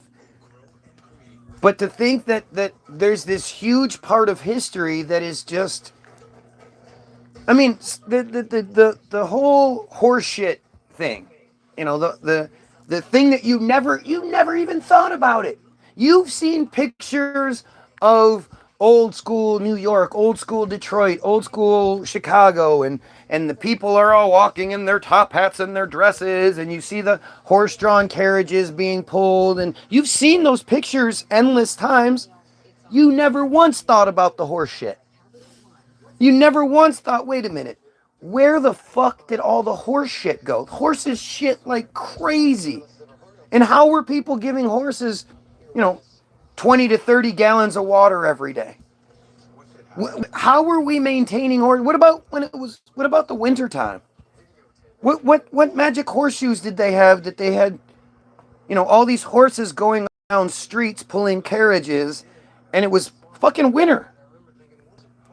Like and a lot of you, if you don't know what the North winter is like, you might have seen pictures of a snowy day or something like that. You don't know what winter's like. You don't know what it's like the fucking 40th day in a row where it's below freezing and the ground is just solid and there's a layer of ice. You don't know what that's like. Walk outside and your nose hairs freeze instantly. Right. And we're supposed to believe that people without the modern day conveniences not only lived but thrived in these areas and and built skyscrapers in just a year.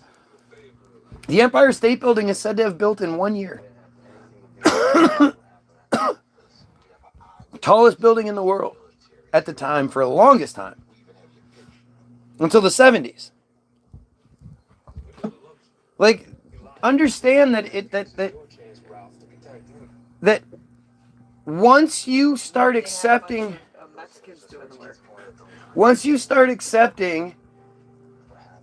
that you've been lied to about this, why do you then believe anything else that you've been told? That was my exact sentiment as a kid. Well, if you're lying about this, but you don't actually do that. Like, that's the funny thing is so many of us, we all don't. We all know that they're lying about all this shit. And then we believe that the Pilgrims came over on the boats, and we believe in slavery, and we believe in the Native American genocide. And I think there's some truth to every story that they've given us. It's based on some truth. Okay, but some truth could be very much nothing. It could be a very small, piece of it. Doesn't matter. If the majority of it's lie, it doesn't matter. But that's what I'm saying. Like how the building the New York subway systems and all these things. These are people with nothing. How did they do all that? What tools were they using? What tools were they using and techniques were they using to put train tunnels through mountains? Coal miners went down there. John Henry he beat the machine, and come on. Then he died. They used TNT to blast the holes. Sure they did. And they pulled boats over mountains on train cars using donkeys because they didn't know how to build a suspension bridge yet. I mean, it's the narrative. The issue is that we have done a whole shit ton of investigation. We've looked. I've read you guys countless things. Anything that you guys think of, if you can come up with hey, look at, I'm going to look it up. The Thames Tunnel, the River Thames Tunnel. That story does not make sense. It's just that simple. The story does not make sense. They're plugging up the hole, the tunnel floods, and then they're plugging up the hole from the top, and the whole narrative behind submarines does not make sense. The first documented submarine is from 1620. Cornelius Drebbel built a submarine in 1620. This is also the guy that invented the camera obscura, maybe, and telescopic lenses, and they said he could make it thunder and lightning on command, and the king the British king, whatever, the English king, he went for a ride in the submarine beneath the water. It's well documented as far as history is concerned. At least the story is. And it's well documented in the most basic details possible. To fill your book report. But any of the how does that work or why does that work shit, jumping way ahead to the future, I've been talking about this a lot lately, is the Concorde. Then in 1969, they just sort of invented this new style of jet that could fly at hypersonic speeds at 55,000 feet as opposed to the 35,000 feet, could travel much faster, and pretty much all of the operations were done by computers. So then I ask you, what do you think computers looked like in the 60s?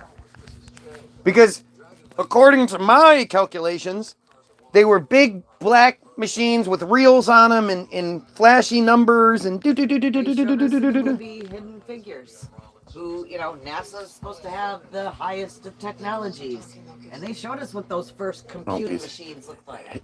Hidden Figures is dumb, but yeah, they were huge, right?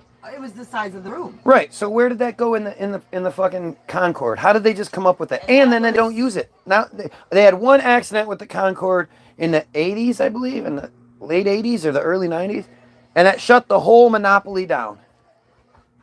Nobody thought rich people would pay extra money to fly across the world faster. So they just shut the whole thing down. I mean, it's consistent. The historical narrative is consistent like that. They just sort of come up with it. You guys know, I highly encourage you to look all this up, but according to the information we're given, according to the official narrative, the biggest 747s can hold as much as 63,000 gallons of jet fuel. And it's all stored in the wings. Go look up a 63,000 gallon container. Look at the little car that'll be parked next to it, or the truck, the van that will be parked next to it. Look how small it looks. Looks like a Matchbox car. That's 63,000 gallons. And you think that fits in the wings of an airplane? 63,000 gallons is like 400,000 pounds or something like that. 480,000 pounds, I believe. It weighs more than the plane does itself. When a plane is full of all the fuel and then all the passengers and luggage and all that shit, we're talking about like 1 million pounds is just flying up in the sky while gravity is pulling it down, right? Gravity is pulling it down. Every square inch of that plane has gravity force pulling it down. And really, the pilots don't even fly them anymore because it's all done by computers. I mean, it's all like, it's all so in your face that they dare you to question it. And then when you do, we've all been taught to attack the person that's asking the question. The whole Plato's cave bullshit.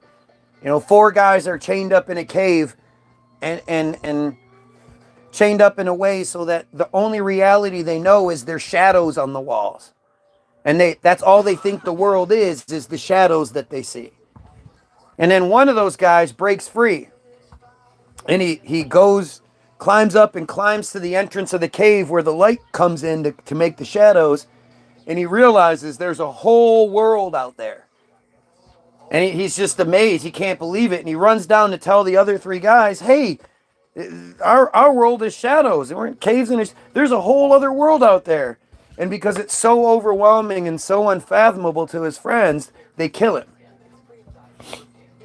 Instead of embracing the change, you know, as much as their world sucks and it's only shadows on the wall, that's the world they know. And that's the world they're willing to kill to maintain. And that's what they try to tell us. That's who they try to tell us we are. We're those idiots who won't change. No matter how much better we're shown, we're just not going to change because we're stupid like that. We're just dumb, stupid goyim. And that's, you know, it's all connected. When you know, I'm not into that, so I don't know. And that's what you're supposed to do.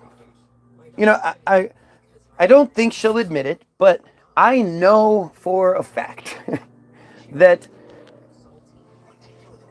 the idea of, you know, the irony in thinking that all the other things you're told are wrong, but your thing is right. Even though my wife believes that, you know, paganism and all that shit that's older than Christianity, blah, blah, blah, all those things, there has to be a little voice in there questioning it. You know, when it comes down to it, you know just as much about that as you do as the Christian knows about Christianity.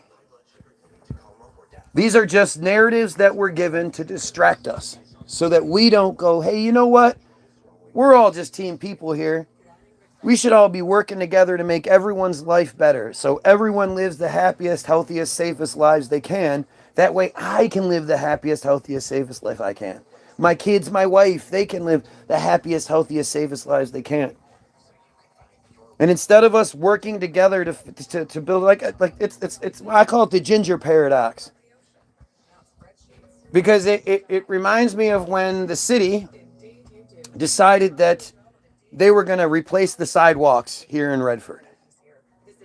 And they went around, they had a guy go around, and any block, any square that he deemed not good enough, he would put a mark on it. And then later on, the city came through with its own crew. You weren't allowed to do it yourself. And they replaced each one of the blocks at $250 a piece. So if you happen to live on the corner, you could get like 10 squares that you weren't expecting to have to pay for. And if you didn't pay for it, they put it on your taxes at the end of the year. They were getting their money regardless. And our neighbor, they give you a break. They put it on your taxes that are due in September. Mm-hmm. And so people like my neighbor, who was this old lady on disability, fixed income, you name it, like she was a mess. She didn't have that kind of money laying around like that. She wasn't like, oh, I was looking to redo my sidewalks this year that are actually public property. They're the property of the city. You don't own your sidewalk. That's why you can't kick somebody off your sidewalk, because it's public property. Yes, you are required to maintain it, but you do not own it.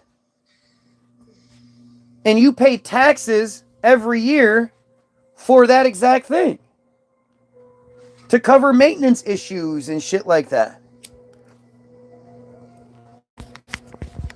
And instead of, getting mad and going door to door and, saying, hey, I don't think this is right. I think we pay taxes for this. I think we should band together and we'll all go to City Hall and we'll tell them, hell no, we're not going to do this. We're not paying for this.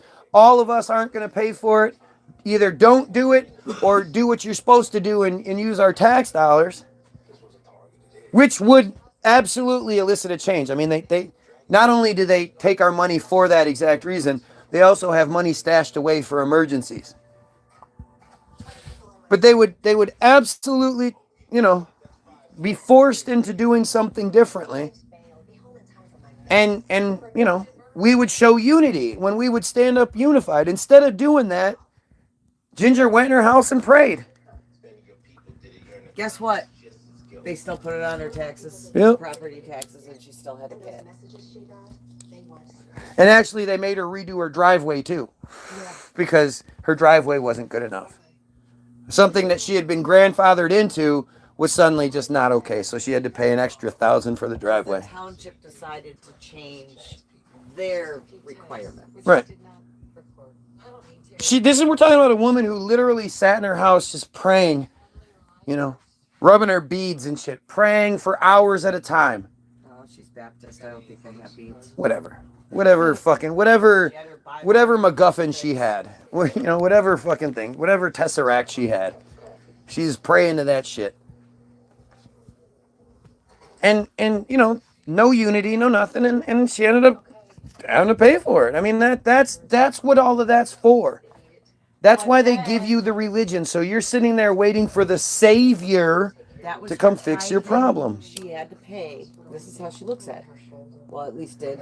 I haven't talked to her in a long time, but that was the tithing she had to pay for somebody to come up and buy her house at the price they did, to give her the money and the capability to go into the trailer that she's in now. That Absolutely. She absolutely loves. That is... And met wonderful religious friends around That her. is the stupidity that she would have to tell herself. Because that's not at all what the Bible says. That's not at all how it's supposed to work and all that shit. But that's the rationale that she'll give herself to maintain this point of view. Because that's what she's been told her worth is. Her worth is completely wrapped up in her religious perspective. If the religious perspective isn't there, then she's not, what is she worth? She's just a nothing. Little old black lady that lives like 3 trailers down from her. Don't care. And they come over and they sit there and they read the Bible together. But with their coffee. But I just don't think they do. Oh no, they do. No, because if I were to sit there and say, okay, let's talk about it. Let's talk about all the characters in the Bible. Who are all the characters in the Bible? Are we talking about Christians? Okay, see, that's where you and I have a misconception. Those people, especially those that went to Bible school and everything, like the Baptists do, all through their childhoods, they are taught you never read the whole story. Not even a whole chapter. You read segments because God is telling you this segment right now applies to what you're going through right now. So that's all that you read. So it gives you the ability to take that segment completely out of context. Yeah, for sure. So, not to mention it's written so fucking stupid that you have to. Yeah. You have to interpret it. Right. So, when I say they sit there and they read the Bible, they're not reading cover to cover. No. They flip to wherever God tells them to flip to, and they read that segment that catches their eye, and that's God talking to them through the book. Where does it say that that's how it works? I'd love to know where that those stipulations, how that came to be. That's the same thing as believing that Pat Robertson can sense your prayers and then command God to touch and fix your busted knee or whatever. That's why a lot of math and science people are not religious. There still are a bunch that are. But a lot of times the people that don't believe in that shit are math and science people. Because our logical brain cannot get around, no you don't bits out. Bits by, you're going to take a chemistry experiment and just take 2 steps and expect a good result. No, you go from start to finish. There's a process, But they also say that people that grow up religious have a hard time distinguishing reality. As adults, they have a hard time seeing reality, and they're more likely to believe fantasy like space travel. The whole idea of space and Star Wars and Nibiru and Avatar, and these are all totally against the Bible. Until, what was that, 2011? Well, no, but see, that still is. I don't remember what it was when the church suddenly said that aliens are within the realm of God. Well, it had to have been 2009, because it was right before we left Birmingham to go to Grosse Pointe, and that's when we found out we were pregnant. But to think that, like, that you believe in anything outside of the firmament, because the firmament is the very first thing your God does. Your God turns the light on, doesn't make the sun and the moon until the 4th day. So your God turns on the light, and then it builds the firmament, the indestructible dome separating the waters of heaven from the earth down below. That is what your stupid story tells you. So for you to believe anything outside of that just doesn't make any sense. Why? What? I thought that was the word of God.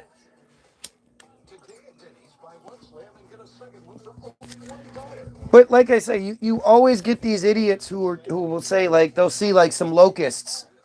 There's a swarm of locusts going over some area in South Africa, eating all the crops, like what happens every 10 years or whatever. And undoubtedly, you're going to get people that are like, look, Revelations is coming true. This is a sign of Revelations. And it's like, well, wait, first of all you did was take a segment. Well, but Revelations is a list. It happens in an order. Correct. So other stuff had to have happened before the locusts show up. But it didn't happen. We didn't realize it. And then the locusts that we're talking about in the Bible were the size of horses with metal breastplates on, like they're going to war, with faces of man, teeth like a lion, wings, and a serpent's tail. They had serpent's tails. Are those the locusts that are going around eating crops?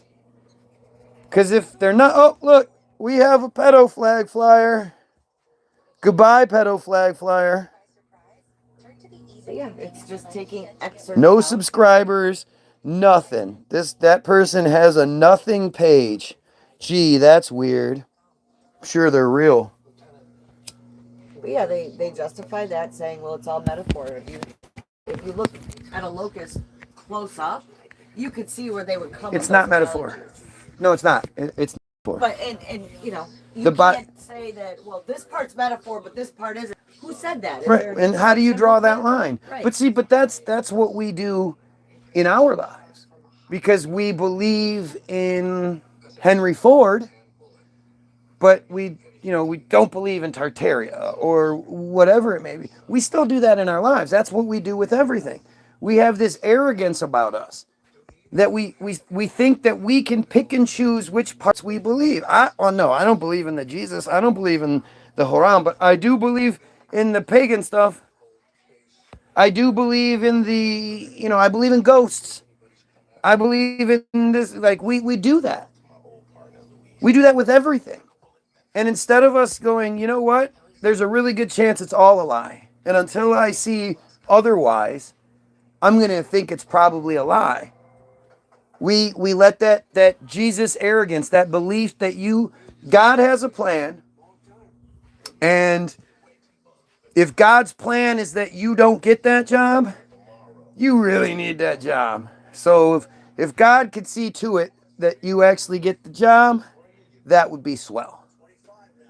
You believe that you can talk to the God of the universe, the one that's making everything happen, that's breathing life into babies and all this shit all the time, making people run faster and making birds chirp and blah, blah, all that. You believe all that, and then you believe God's, oh wait, what's little Annie? Annie? Yeah, what was that?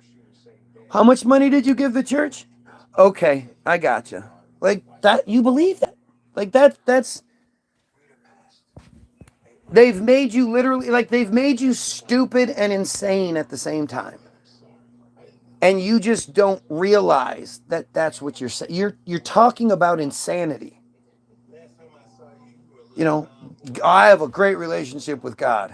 Really.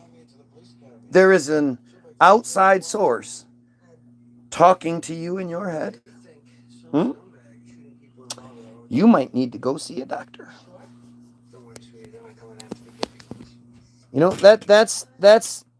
That's insane to say. We all have voices in our heads. We all have a voice we think in, and then there are other voices that chime in at times and give you different perspectives and all that shit. But none of them come from the outside. When they start saying they're coming from the outside, that's a whole different banana. But this is how they do it. They get us arguing about shit like the shape of the earth, like any of us can prove it anyway. You're not allowed to prove that there's an ice wall. For some reason, all of the countries of the world that can't agree on shit, they all agree that no matter what, with military support, the Goyim should never go to Antarctica. The only way we are allowed to go there is if we are escorted where they want us to go. And that's if you can afford it, which means you're probably already in the club. But you or I, we're not allowed to get a whole bunch of investors, buy a really great boat, outfit it really spectacularly, and then set sail just to see, hey, you know what? I want to sail around Antarctica. How about I sail around Antarctica? It should be a given set of miles. Should be pretty easy to figure out with our space satellites and shit. So why is that nothing? Not a single, all these people out there trying to debunk the earth, the flat earth is stupid, blah, blah, blah. Why isn't this happening? Why aren't we allowed to let it happen? The Antarctic Treaty says none of us are allowed to go there without their strict supervision. That if we were to secretly put a ship together and do what we could, that we would be met by military vessels and forced to turn around.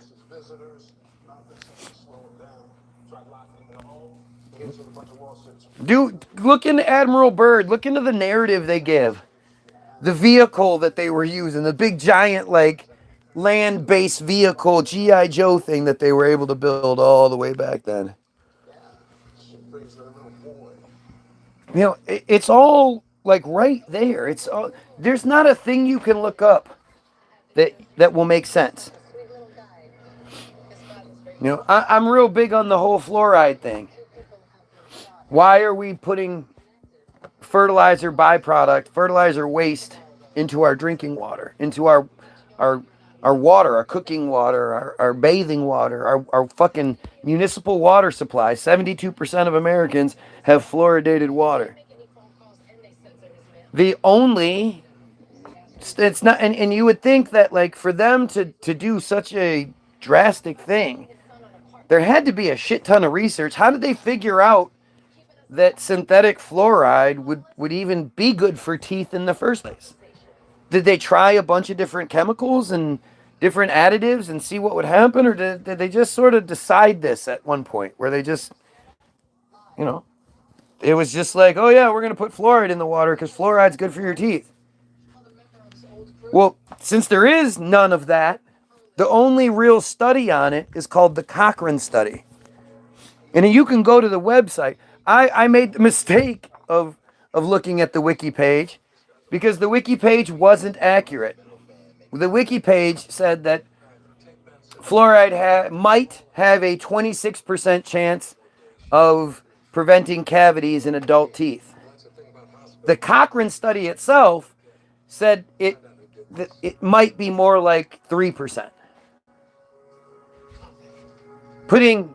We're putting toxic fucking waste into the drinking water as long as it's at 0.4 parts per million, but we're adding this into the drinking water under the ruse that it's good for our teeth. It prevents cavities. 72% of Americans have fluoridated water. Only 5% of the rest of the world do.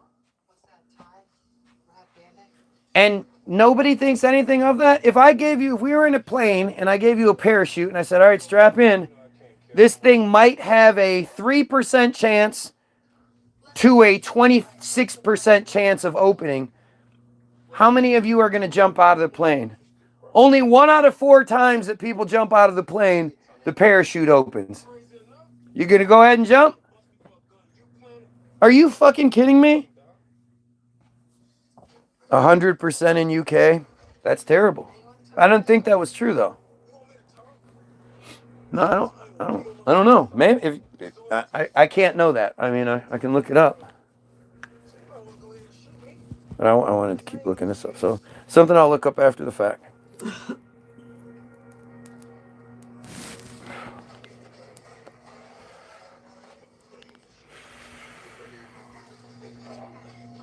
What we're experiencing is an awakening.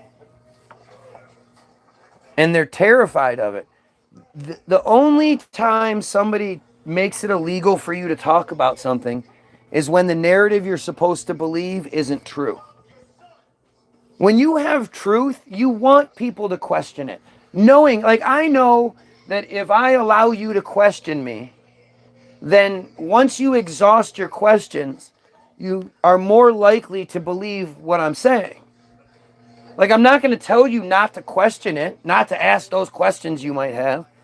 That's the cowardly way to do it when you can't answer. I mean, look at all of the religious people that come in here and they just have nothing to say. The fact that what I'm saying even affects you at all, if you're confident in what you're saying, if your shit's true, then what does it matter what I'm saying? If the Jays really aren't the bad guys and all that shit, and I got fucking 4 viewers, and what does that matter? Who cares? I'm wrong.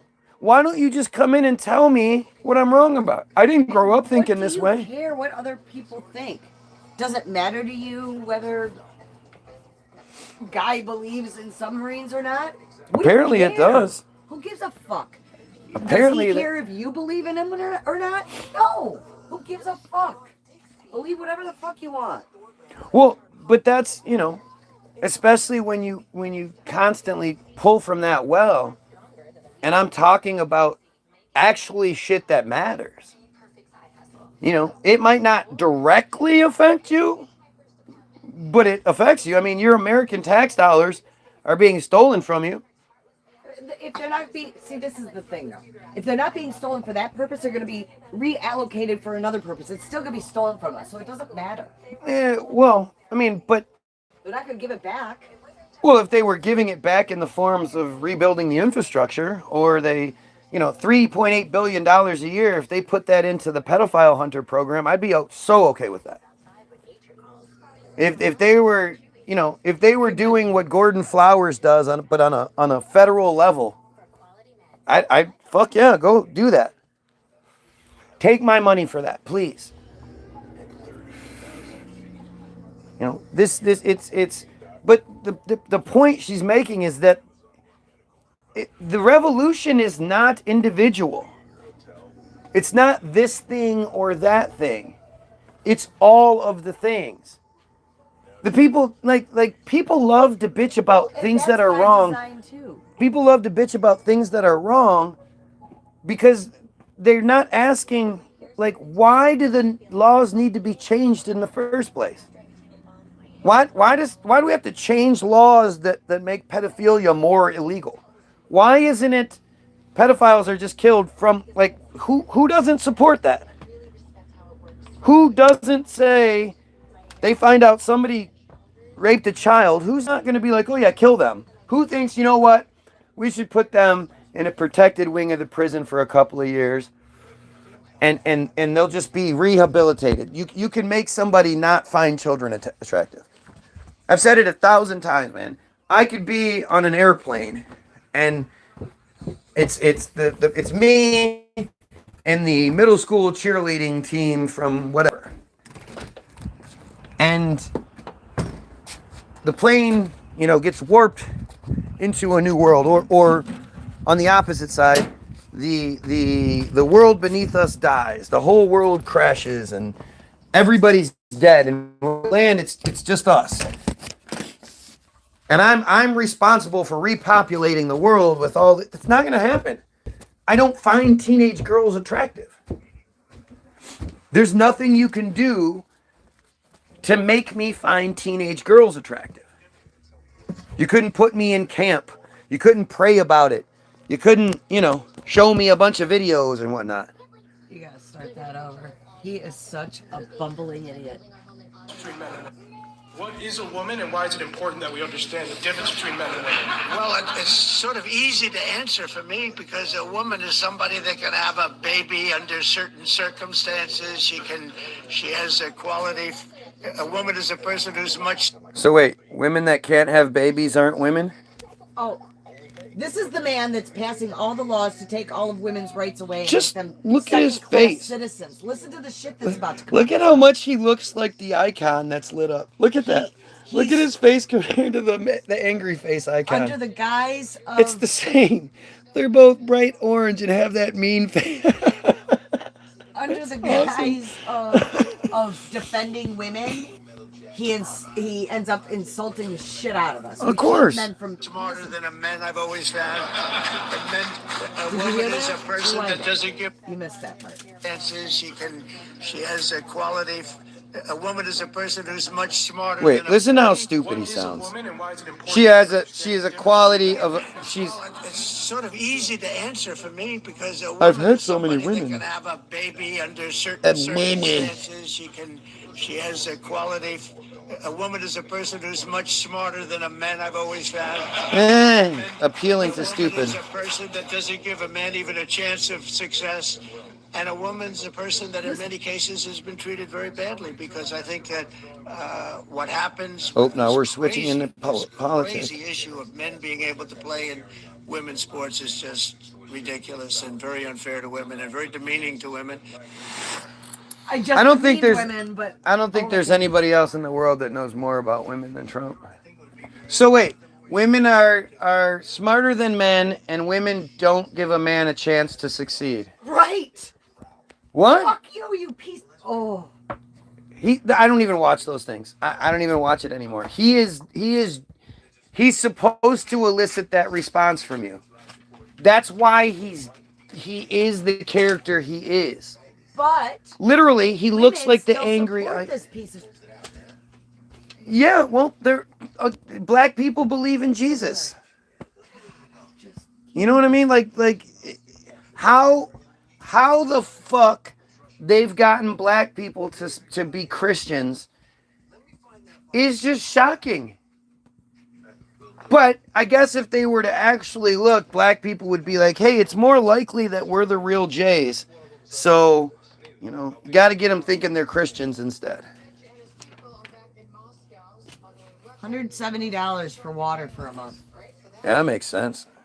And it's not even... For the water that goes into the loop. It's just a loop. They're not providing you with water, right? The water is in a loop. And the water that you piss in and you shit in and you bleed in and you wash in and all that stuff goes right back into the loop and then gets cleaned and sent back through. The water you drink out of your faucet has been pissed and shit in 1,000,000 times. Yep. And you believe that none of the little pieces get through. But as long as it's only parts per million, then it's okay. Like, it's all just, and it's a monopoly, of course, because you can't say, you know what, I want to use a different water company. I don't like the rates. I don't like the service. I don't like any of this shit. Give me something else. Why would water get more expensive? Why would the price of water since this time last year has gone up like $40 a month almost? Why? Because it's $40 better water. No, it's not. No, it came from the same place. It's better now. You did not redo all of our pipes to cover a cost of... But the water's better. No. It's No. good. It's got more electrolytes. Yeah, it's the electrolytes. Because Brondo has electrolytes. There's absolutely no excuse for it. Hey guys! Why should we drink Brondo? Rondo has electrolytes. Thank you, buddy. Nick? Yeah. Always on point.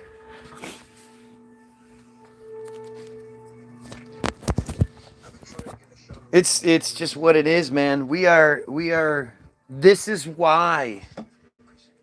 Like, there's so many things. It fascinates me that the vaccine argument is such a big one. Right? Because at this point, we're still talking about it. We're talking about a choice. You're mad that you were stupid enough to take that choice. And in some cases, they definitely were. There was force. But at the end of the day, you have a choice. You can quit that job. You can do whatever. It's gonna make your life suck and all. I get it. Still a choice. You're forced into the choice, right? Chemtrails, you have no choice. Fluoride in your water, you have no choice. And to think that the only thing putting fluoride in the water does is give a 3 to 6% chance of preventing cavities, and it does nothing else to us? If it's so, okay, I mean, it's, why is it considered toxic waste?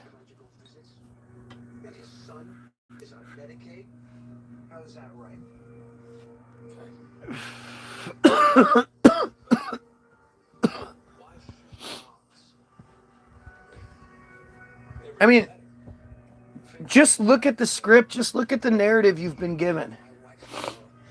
I still think it's so funny to think how many of the trolls that used to come in here prior to the election swearing up and down that Trump was going to lower the gas and food prices.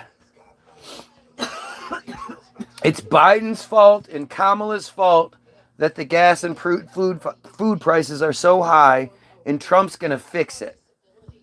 It was either that and then the border, or the border and then that. Those were the two things that they said every single time. Suddenly the border was super dangerous and Mexicans were coming to kill us from the insane asylums and mental institutions. Like that you can be so easily, that switch can be so easily flipped in you, is such an example of how racist everyone is. Because at the end of the day, the people that have assaulted, violated, hurt you the most are white. Maybe you got beat up one time by some Mexicans or something like that. But you've been beat up by white people too. Probably more often than Mexicans. And most of the time, that's not even the story. You don't have they beat me up. Maybe your girl slept with the Mexican guy or something like that. I don't know. But the whole they're taking our jobs thing. Yeah, right. You weren't trying to pick strawberries. You weren't trying to do that horrible fucking job for much less. You know, that the company that never gets acknowledged is hiring. Not. It's always funny how the bad guys are the ones that are willing to work for less money doing horrible jobs. They're the bad guys. Not the companies that hire them because they want to make as much profit as they can and they don't have to pay them as much. They don't have to pay for their health insurances and shit like that. Workman's comps and all that. They don't have to pay that shit. We don't talk about those companies as being the problem. I mean, it was found out that Trump, wasn't it Trump's ties? Trump's ties were made in sweatshops by Chinese children and shit. That story came out. That Ivanka Trump, his daughter, whatever her name is, that she had one of her clothing companies, had sweatshops too. Yeah. But at the end of the day, if you buy anything from Walmart, chances are it came from a sweatshop. Of course. And that's what they've done. And think about that psychological damage. To demonize one person because their clothing that chances are they didn't even know was made in a sweatshop. Of course they knew that. I mean, in his case, sure, maybe but I'm just saying in general. No, everybody that has their shit, if you own the manufacturing, if you own the clothing company, Well, you know. yeah, if you own the clothing company. And or the line, whatever, you know that. But his shoelaces are probably made in a sweatshop too, and he has no knowledge of that. So that's what I'm saying. To demonize the consumer when chances are most of the shit that they buy, that's where it's made, is really unfair. It's the people that are creating these sweatshops that we really need to go after. Well, and the thing is, again, he's one of them indirectly because of the tie. Sure. And like I said, other parts of his body probably are wearing sweatshop item clothes. I doubt it. All of his shit's tailor-made. But then where did the string come from? The toothbrush he uses. Where did But it's what they've done to us. Because imagine the psychological damage. I don't want to shop at Walmart knowing that it is sweatshops and horrible shit. Hate it. But, we're check to check. We have to shop there for the benefit of our family. You asked me when I went to get my coffee this morning, we need cream. I got in the car and I had just woken up and I was tired, and the cream at Walmart is at the very back of the store and in the really super, so I thought, okay, well, I could just run over to this little grocery store right here. And then I thought about it. The cream at this little grocery store is like $2 more. It's a lot more. Yeah. So my ass went to Walmart and got the fucking cream because you it's have so to. much cheaper. You have to. You have to. And that's the thing. That's why I keep saying the revolution isn't individual. It's across the board. We have to make society a better society. Society isn't this way because this is the only way it will work. My kids need new school clothes every year because of the rate that they grow, not because we're trying to be fashionable. And My kid asked me yesterday if he can have new clothes, more cooler clothes, because blah blah blah. And I had to be like, dude, clothes don't matter. I, I they've been raised by us, and because of the societal input and the societal pressure, they're still affected by it. of course, but am I gonna go to Walmart and be able to get them pants for $9.98, or am I gonna go to J.C. Penney and spend $28 for On that a label. same? Well, a lot of times it's not even. No, that's it. That's It's what you're still paying the for. generic label. It's not. It's It's- not Nike.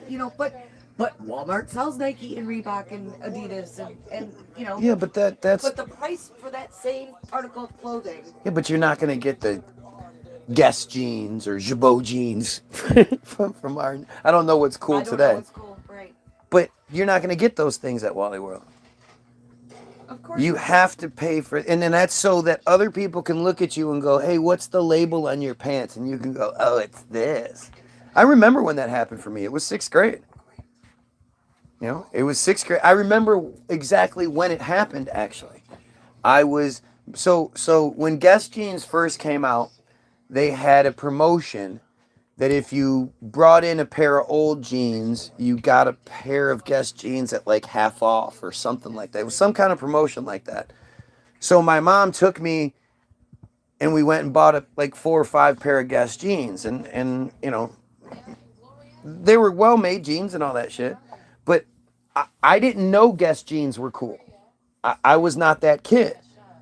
So I was like, Guess, these are stupid. I never heard of Guess. This is stupid. So I had on Guess jeans, and I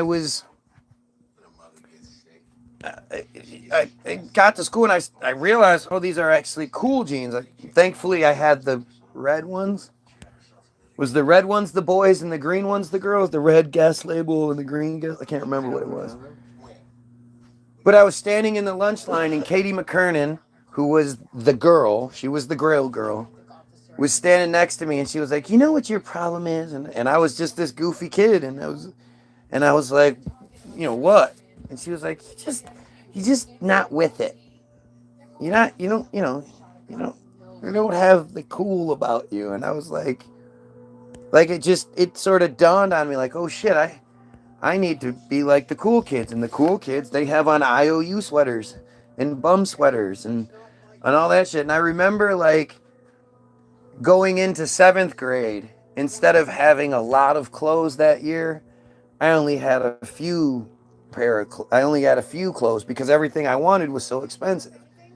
Going into 7th grade was a completely different shopping experience than 6th grade. 6th grade, I didn't care. 7th grade, I wanted to pick it out myself.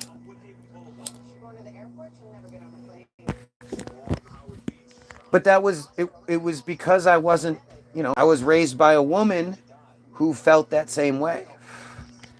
She was a young girl who was like hip, and she was hot, and she was trending and fashionable, and she wanted me to be that way too. And she didn't teach me that fucking clothes don't matter. What are you talking about? Like, See, my mom did, and and Yaya was all about, get the Pendleton suits or whatever, but you don't pay full price for that. That shit's stupid. Get them at the TJ Maxx's or the Marshalls or the whatever. You could still find that nice ass stuff, but don't be stupid. Be smart. Spend a little bit of money rather than a lot. But when we wasn't were like kids, that at all. So I didn't.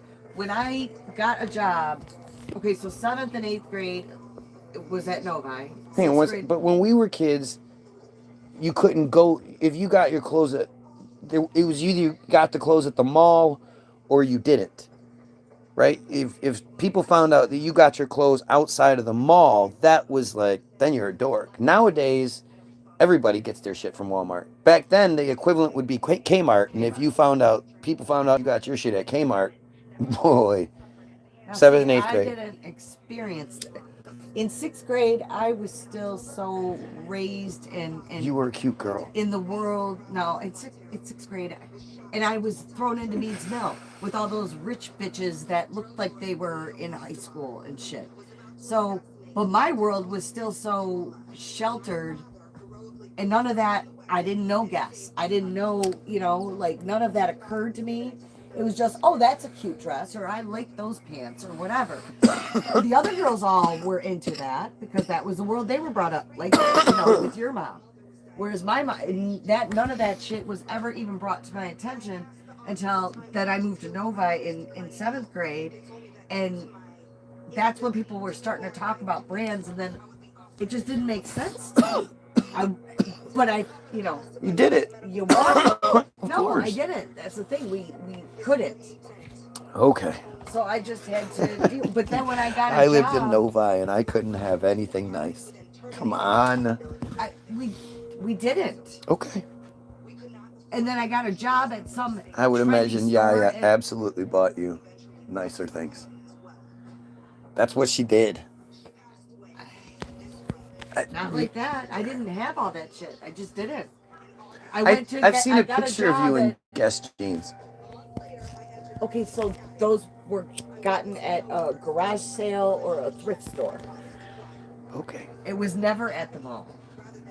I got a job it was some trendy clothes store. I can't remember the name of it now. It's not there anymore, but it was a trendy clothes store. I got the job. I got hired. And the first day that I came in, I was wearing this really cute outfit. And I really liked it. And they were like, yeah, no, you can't wear that. It has to be this brand or this brand or this brand. You have to wear the store's clothes. No, it wasn't the store's clothes. It was, you had to be in name brand trending things because it was a trendy store.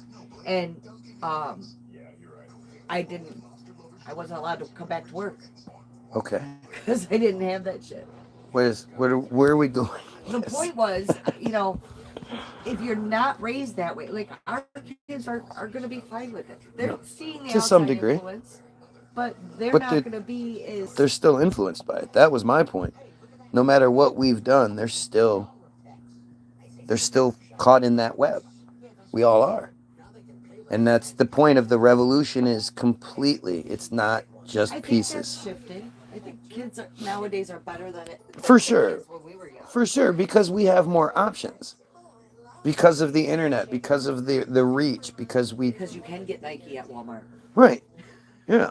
It's a whole different thing. I mean, Oh shit! I say it all the time. You're a lot smarter than your grandparents and your parents. You called me a bit of go. You don't realize it.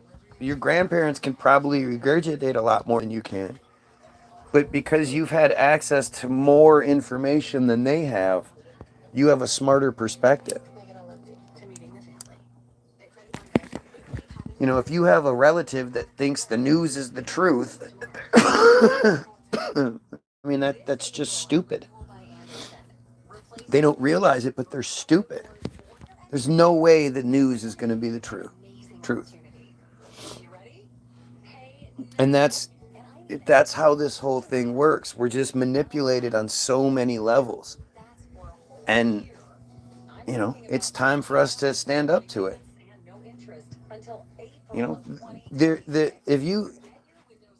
If you have a TV that your neighbor can't afford, that doesn't make your TV watching experience any better.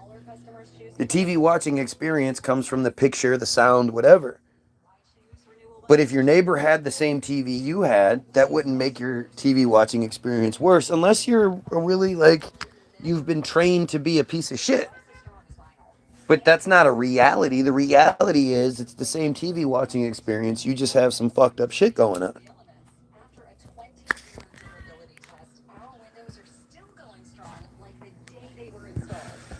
Virginia GIUFFRE was killed. The character of Virginia GIUFFRE was killed. I don't think they wanted that loose end to exist. So they just tied it up. This way, nobody will ever actually be able to interview her or ask her any questions, anything like that. Now the narrative is completely controlled by the system. Whatever we know, it's because they want us to know it.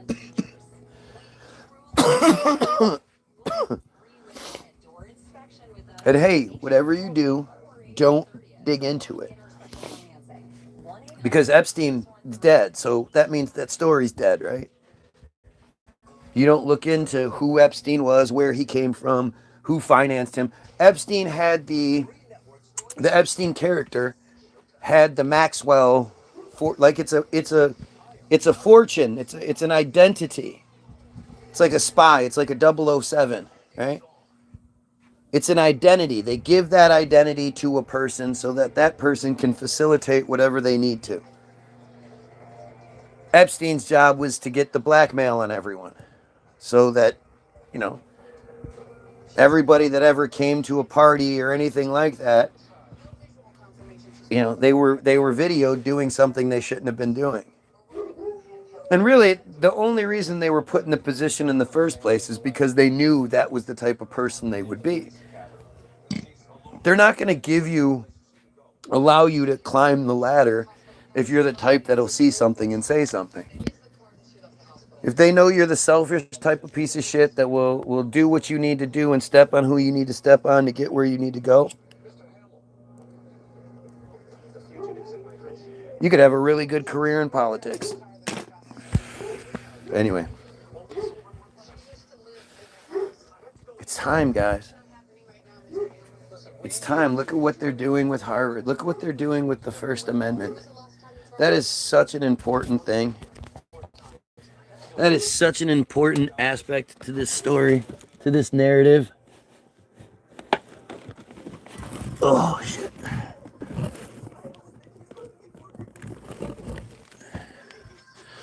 You know, it's extremely important that we don't understand what they're doing behind our backs. That they're taking away our freedoms to criticize. I recorded the song. I got to get, you know, Charles needs to get it done, but our next one is going to be a real fucking banger. A real banger. So, you guys have yourselves a wonderful fucking day. All you pedos out there, please kill yourself. In the description, you'll find a link to the website, www.the-bilderberg-group.com. It's where you get the free download. It'll ask you how much you want to pay for it. It'll also say, this is an unsecured website for some reason. We're unsecured, but you're safe. You get your free download. Everything's for free. All we do is ask that you share it with somebody. I'm going to put in the description a link to Hollywoodism. Hollywoodism is the only thing I suggest you watch. There's lots of other things you should watch, but Hollywoodism is the main one. It explains everything. And I'm going to leave a link to our newest song, Nice Try Diddy, the video for it on Facebook. Go check it out. Go share it. Do something. If you care, do something. I don't know what else to tell you. You have to do something. I don't think you should get out there and clog up the roads and shit like that. We need to unify before we do that something. And how we unify is by sharing each other's shit and getting behind the person saying the right things. So, again, have a great day, and you pedophiles, kill yourself.